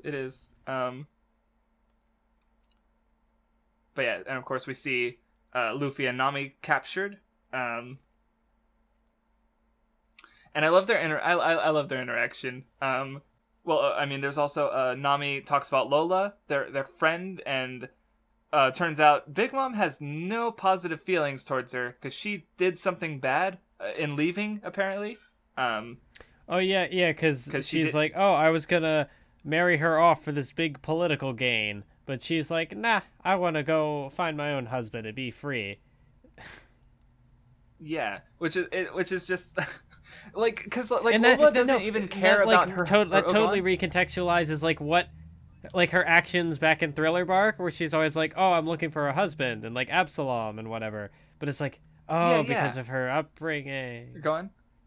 Yeah, well, because it's like how I was gonna say it is like she doesn't actually care about like who her husband is. She just wants to choose her husband herself. Like she wants that level of freedom, which Big Mom absolutely refuses to give it to her. And because she decided to take that freedom for herself, Big Mom despises Lola. Like she is not like, because that's the thing. Her kid, she doesn't actually care about her children. They're just like tools. They're pawns to be married off for power. Like, and to add to her collection. Like, Big Mom. Why is Big Mom and Judge should get married? They're both pieces of shit. They'd be perfect for each other. Piece of shit parents. Oh yeah, and so I also love the interaction between Luffy and Big Mom, where she's like, "You're underestimating me, really?" And Luffy's like, "No, I'm not underestimating you. You're underestimating me." And so, because like, she's complacent because she's an emperor. Like, oh, I've already beaten all these other worst generation dudes. You'll just be another one. And Luffy's like, no. And so we'll have to see how that goes. But because like you said, it could go anyway. So yeah, Brook breaks into the vault while Pedro is making a distraction. Brook is so cool. He like. See, it's so great. It's like a Mr. 3 Magellan moment where it's like Big Mom has the soul fruit, but Brook, who has actually died and come back to life, he is the soul king. So he's like a hard counter to her power. Yes. Like there's a moment like obviously Big Mom comes in and she fucking destroys him. But like a little after that, Prometheus, her son, is like, oh, the wound Brook gave me is opening up again. And she's like, damn, I'm gonna compliment Brook for that because no one has ever hurt you guys before. So like that's an interesting little bit. We also get Pudding coming in to whisper some words to Luffy and Nami before. And like at first you just see the reactions and they're like, what? And I was like, oh, is she gonna like kill herself or something? Like, what is this? But then later, or do something to save Sanji. And then Luffy like, he's like, I'm gonna rip my arms off to go fight. God. Yeah, that's pretty, like, he's like wrapped in a giant ball of fucking arms because like they're rubber, they stretch, so, but there's a limit, like we found out with Doflamingo, every devil fruit and Cracker, every devil fruit power has a limit, but we didn't quite get to Luffy's, which is good. But yeah, so Brook fights his way. Oh, I love this little bit with the in the vault, because like Brook fights his way through, and as we find out, he does actually get the poneglyph rubbing. But I like, because like Smoothie and everyone is trapped outside, and she's just like, Big Mom comes in, she's like, out of my way, and she's just like fucking like Kool-Aid Man just tears into the fucking vault like Smoothie isn't like, she's one of the generals. She's not like small time, but Big Mom, she's a fucking emperor. So she just like waltzes in like it's fucking nothing. So Jesus Christ. And she's like, oh, this creature. So yeah, there's a couple like it cuts around a bit, but yeah, Chopper and Carrot escape. Brûlé. Pedro fights Baron Tamago, who also, okay. I'm gonna say this because it's been talked about in the SBS, but it's probably the weirdest fucking devil fruit in the series because like it has not actually been given like a classification. Like I don't know if it's Paramecia, Logia, or Zone. In a way, it's kind of all of them. Baron Tamago's fruit is fucking weird, okay? Because he changes forms So, because he's like an egg person, then he's a chick person, then he's a rooster person. So he's like a zone because he changes animal forms, but he also can't die. Like, he breaks his shell, and his yolk is like yolky, and then he reforms, and it's what the fuck? It's a weird power, and this is a series with weird powers. So yeah, yeah, that was really bizarre. But yeah, we get a mid fight. We get a Pedro flashback where Zeppo dies, but Pedro, yeah, he's able to, like, out of 70 years, he is able to take them off with between Pecum's sympathy and Pedro taking his eye out, like sacrificing the eye so he could at least have a little bit of time left. So, Pedro had a hard life, or he's having a hard life. Like, God, this poor guy. Well, because, like, that, I guess, yeah, that's the thing, because that's why he came back to Totland, is to make up for his failure in failing to get the poneglyphs. So now he's able to fight again and have another chance. So that's cool. Oh no, I'm at the page, Mathwiz, where Sanji's like, oh, I can't get into Pudding's room. I'll just go around. No. Oh, she's talking with Reiju. Pudding. I don't want to marry him. Are you nuts? Oh, fuck you. And yeah, so it turns out she actually told Luffy and Nami that Sanji's gonna get fucking assassinated with all the rest of the Bean Smokes, and now she's bragging to Reiju about it. Because it's like, I'm sure some people think it's contrived, but like how I sort of compare her to Brûlé, where again, she has no power in her own life, she's just a pawn, so she takes out that frustration on others through cruelty. Like, she's telling Reiju, you and everyone in your family is going, including, Sanji, is going to die with zero hope, and then she removes the memory. Like, so she gets to see her squirm and then remove the consequence of that. Like, of course, she couldn't expect Sanji to actually, like, because, like, I mean, Sanji's being nice, and that kindness to help Pudding helped him get that information. So yeah. And, but fuck you, Pudding! I like the one line where, I forget her name now, Reiju. Yeah, where she... Rei is zero. Rei. Think of it like that. Okay. Because she's the 0th child, so But yeah, I like when she had that, like, backhanded line of, like, oh, you sure are a saint, or whatever it was.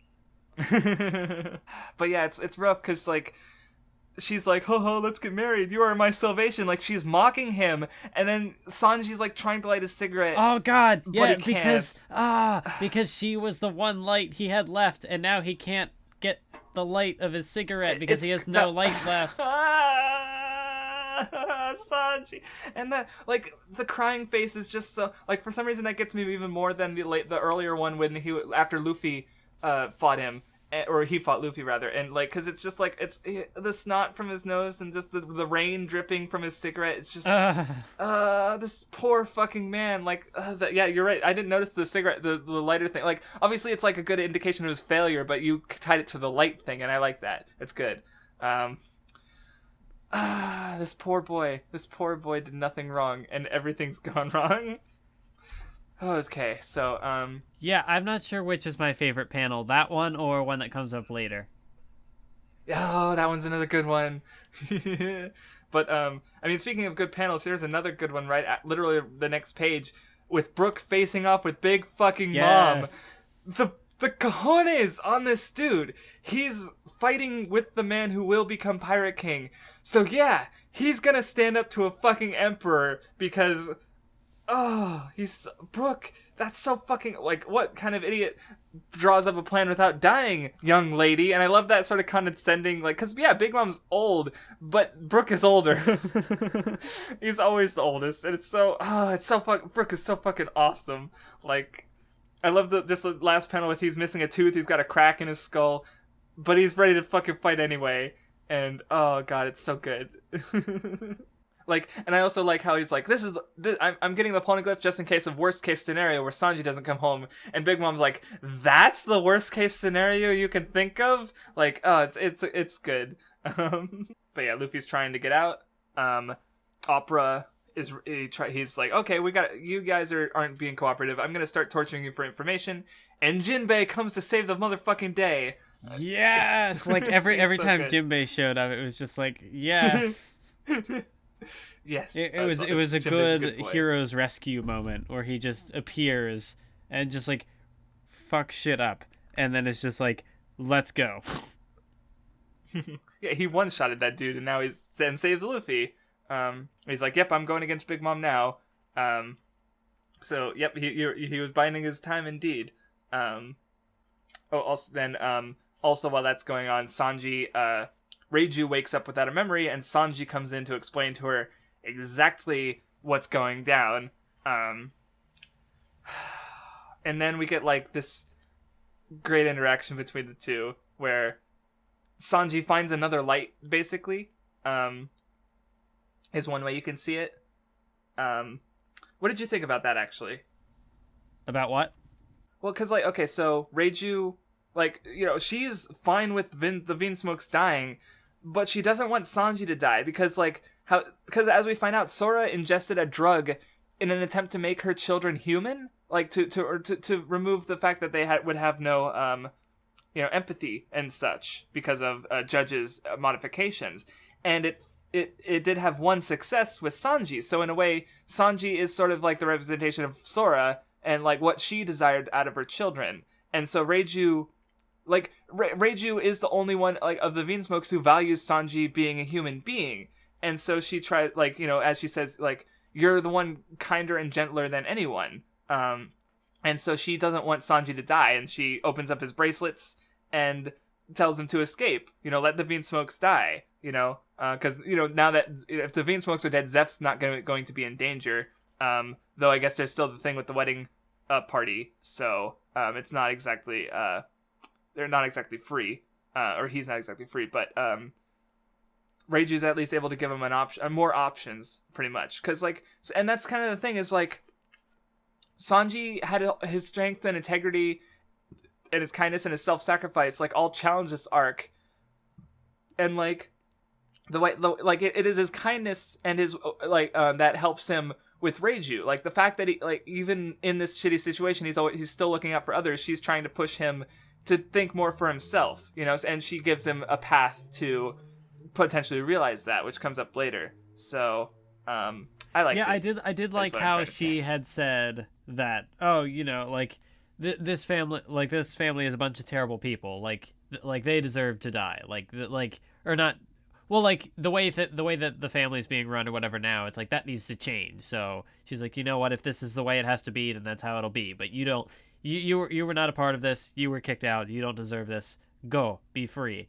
And like, yeah, I don't know. But then of course Sanji, he is self-sacrificing. He is protective. So he seems like he wants to not have that happen. Yeah, he doesn't want anyone to die. Like, because, like he says later, he's like, I thought I could, you know, keep everyone from dying just by, you know, sacrificing myself, but that's not how it works. Because, like, I guess how I kind of see it is, like, if you take it as, like, give and take, because you could also compare this to, like, Arlong or Robin, or that with the government, is, like, because if the one who has power will continually take, you know, or, like, Arlong had his promise with Nami, but he went against that promise because he has all the power. Why should he, you know, have integrity if Nami's just willing to work for him no matter what? You know, the government, they like, the Strats, we just said we'd only, they'd be safe until, as long as they were on Water 7. So, you know, they broke that promise. And here's Big Mom is ready to kill the Vinsmokes, you know? Like, they don't have like, because Sanji's all about integrity, and these, you know, guys who are they just continue to take.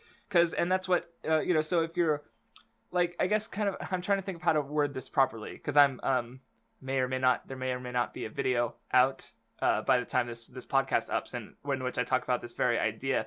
But, like, because I mentioned before about how, like, because, like, that's the thing with self-sacrifice. If you're giving yourself away to someone, and they're ready to take it, then they're going to take it. But if you give yourself to, like, but if two people are mutually, like, you know, it's got to, because Sanji didn't ask to or should I say, the Strats and Zeph, they didn't ask Sanji to sacrifice themselves.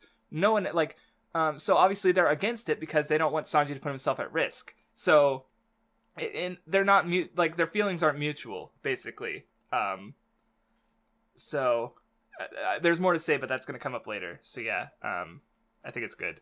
So anyway, Chopper and Carrot are doing Mirror World shenanigans and helping everyone out. Luffy runs around and he runs into Reiju.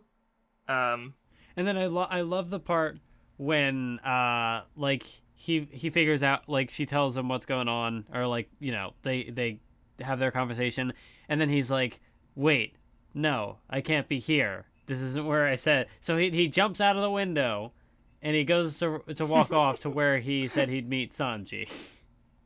Right. And I also really like the part before that where I mentioned it earlier, where he's like, as long as he's not being tricked, I've done everything else I can. Like, he's fine with whatever Sanji chooses, as long as he's making that choice, you know, without any deception going on. So, and of course with Pudding, like, that's why he got freaked out about Pudding, was because, like, he was willing to rip off his arms to go save Sanji from Pudding, pretty much. So, and wait a minute, hold on, is he? Yeah, he's actually like kind of fine with the idea of Sanji walking to his death as long as it's his choice. That's fine. That's interesting. But yeah, Sanji's thinking to himself, and he's like, I love the moment of realization for him, where he's like, you know, even if I do this, you know, the Straw Hats will be able to escape, all this stuff. And then he sees the meat that the guy comes to take, and he like remembers back to what Luffy said, and he's like, no, wait, Luffy isn't just gonna leave. He said he'd wait for me there. So like, he has that moment where he's like, regardless of what I do, I need to go confront Luffy. Because like, if he doesn't do that, then Luffy is not going to leave, so he will not be, you know, it will be for nothing, because the Straw Hats won't escape, because Luffy will die because he won't leave. Right, he needs to come clear with them, which leads to that excellent moment. But though I want to mention something on the way there, because there's like a meeting of all Big Mom's men, because like they escaped, Jinbei betrayed them, the escape happened, Smoothie said, don't tell Big Mom, make sure word of this does not get out because it would ruin the wedding. And then at the meeting, you also have Opera saying like, yeah, Straw Hat Luffy and Nami are dead in the fire. And like, because like, they're all trying to cover their fucking ass. There's like no trust between so they're them like, at all. oh, we've got them all, because like no one is telling anyone anything. The guy's like, they got away, but I can't tell them that because Big Mom will kill me. Right, like, even right after that, Bobbin, with Sanji, like, Sanji attacks him and runs away, and rather than, like, there's guys who come in to help him, and he puts them to sleep somehow, because he's like, I have to dispose of this, no one can hear about my failure. Like, they're all fucking afraid of this Big Mom and what she might do if anything is ruined. Like, so basically, she is so horrible that she's ripping all these holes in her defenses open, because no one can bear failure in this family. See, that's at least where Doflamingo had it right, because he would forgive failure. Yeah, Doflamingo's horrible, but he's better than Big Mom.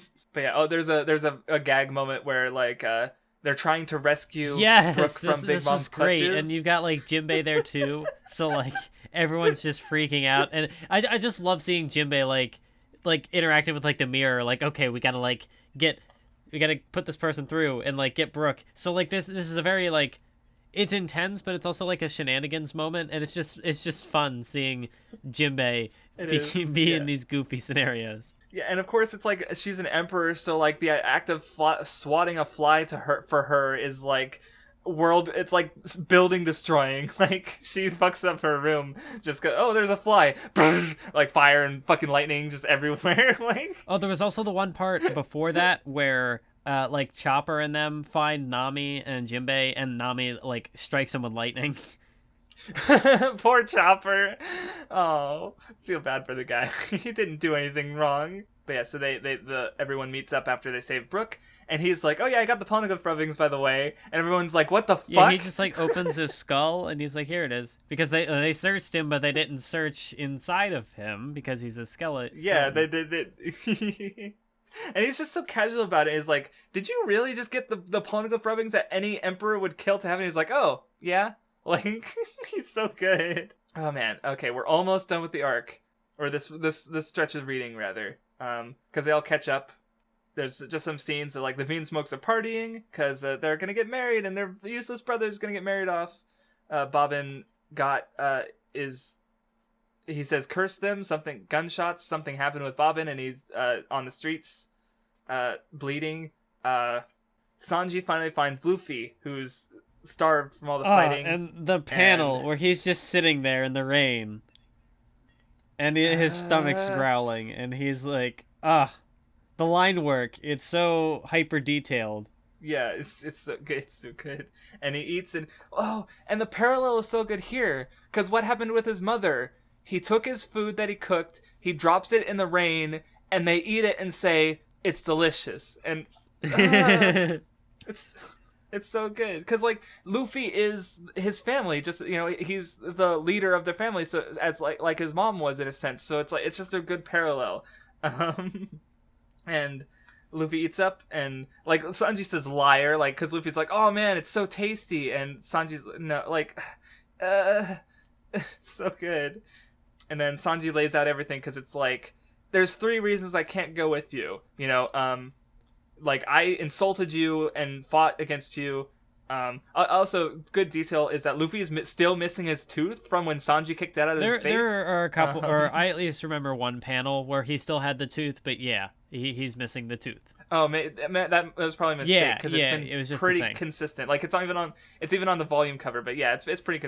Oda makes mistakes. I mean, it's funny you noticed that, but like you didn't notice like Johnny back in Arlong Park, his watch would jump wrists, and like it was never consistent at all. Well, because that was the thing where I consider it like a scar, so like I'll look for it, because. True. Because it's like a sign of Sanji's fight with Luffy and like how he stood his ground or whatever. So it's a big character thing for him. So like even if it's just like the loss of a tooth.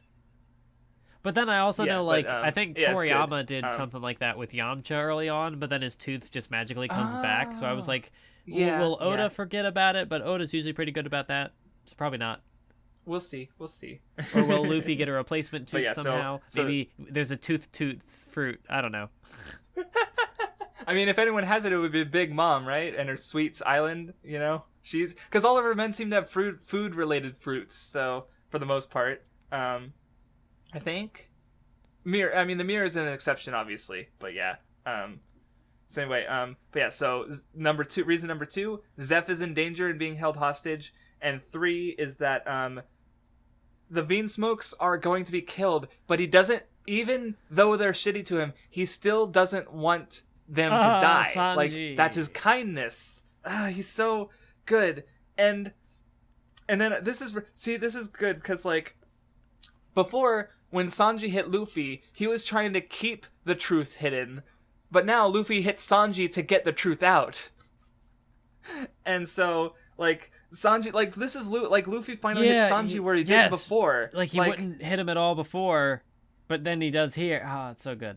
Yes, and he's like, so, because, like, that's the thing, Sanji, every one of Sanji's, like, points has to do with someone else. The Vinsmokes, Zeph, Luffy.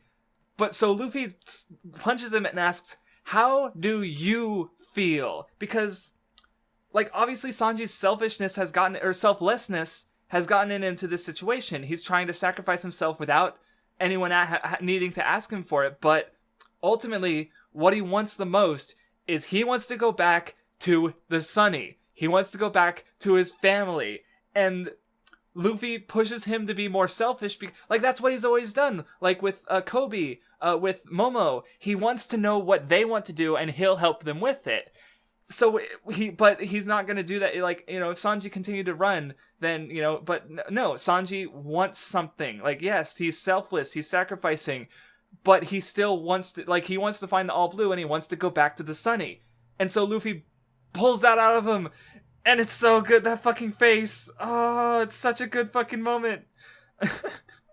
And of course, right after is Sanji's like, I don't even think of them as family, but I want to save them. And Luffy's just like, yeah, that's who you are.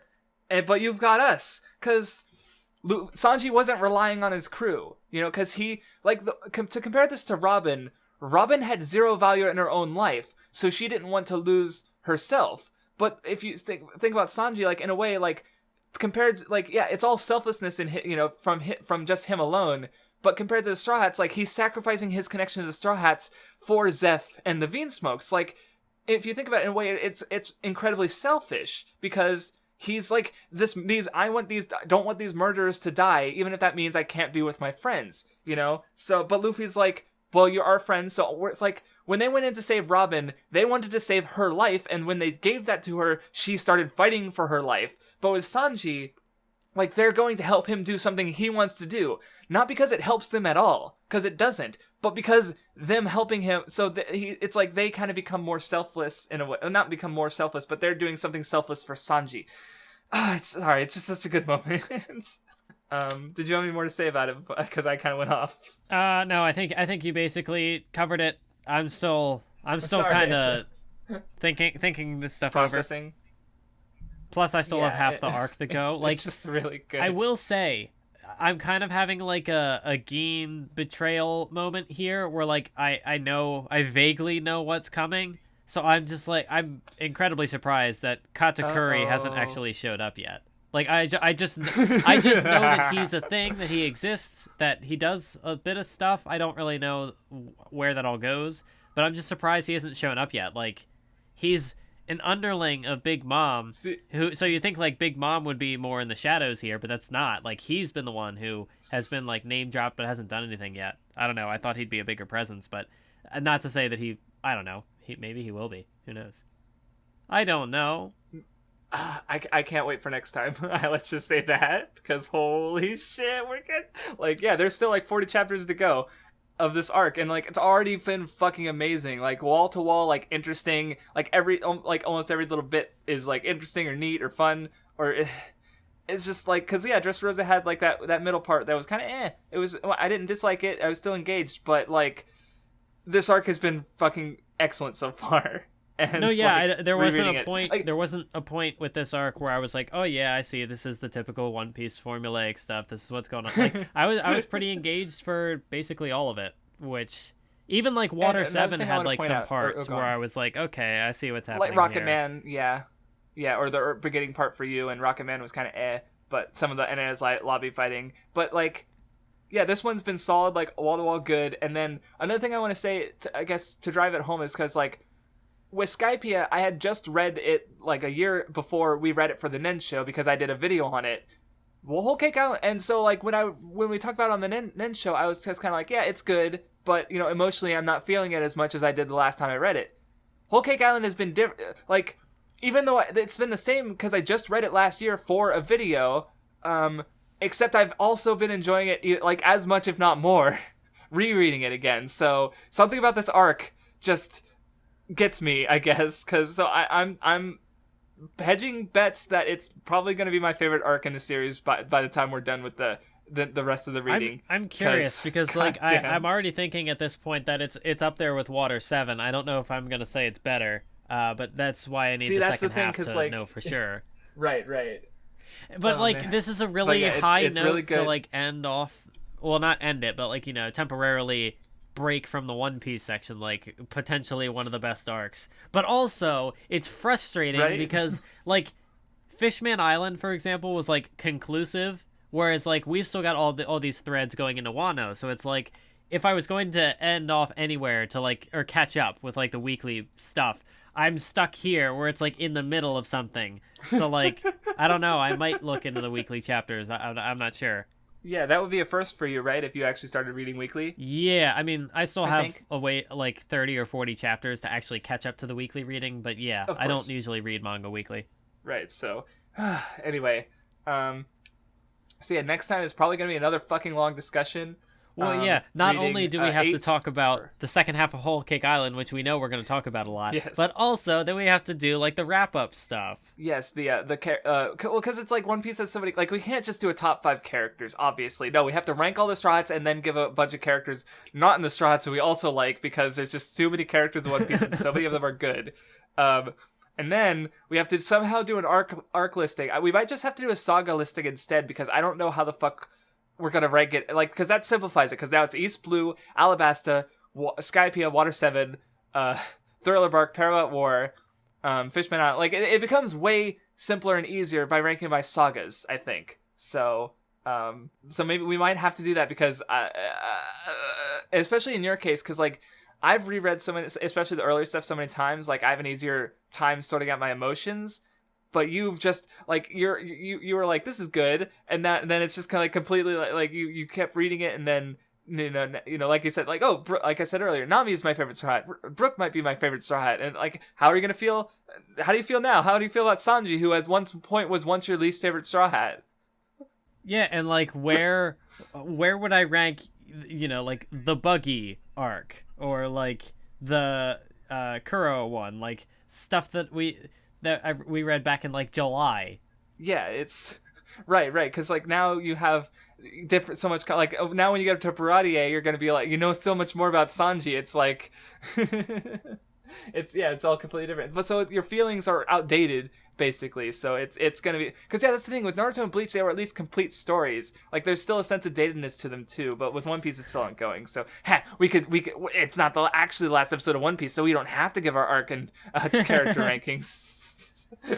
No, we're not going to do that. I think it's fair to do that. Probably like for the ongoing stuff, like if say Wano ends and we do 2 episodes of Wano, we're probably not going to do another character arc listing at the end of that. We're probably going to wait. We're probably not going to do it again until the series is actually over. So, yeah, but anyway, so I like how this now goes from like, oh, you haven't 900 chapters of One Piece, that's a lot. It's like you haven't read One Piece at all, but then it goes to like, oh, you've only read One Piece once. you scrub. I mean, to be fair, I'm on number 3 or 4 right now, so yeah. Oh man, but no, it's well, it reminds me of you did a tweet back when you watched Serial Experiments Lane, where it's like, I finished Serial Experiments Lane, so I'm about 25% the way to understanding it, or something like that. And so, it just made me think of that. So anyway, next time, we are reading chapter 857 to 902. That will be our last episode of One Piece for the time being. We will come back to the next arc after that when that arc ends. Like, I don't care if it's 2 episodes long or 3 episodes long, we're not going to cover it until it ends. Like, we're not so yeah, just throwing that out there. And then after next time, we will be starting Hiro Mashima's Rave, aka Rave Master, aka Groove Adventure Rave. Probably. I mean, I'm just assuming that because the poll isn't like set in stone until next time. I'm just assuming that maybe there will be 50 votes for Hunter x Hunter and a Yu Yu Hakusho. So I might be wrong, but I'm just assuming that we're reading Rave next at the moment because that's where the poll is at the moment. So thank you for listening. Thank you for voting. Thank you for commenting. And we shall see you next time.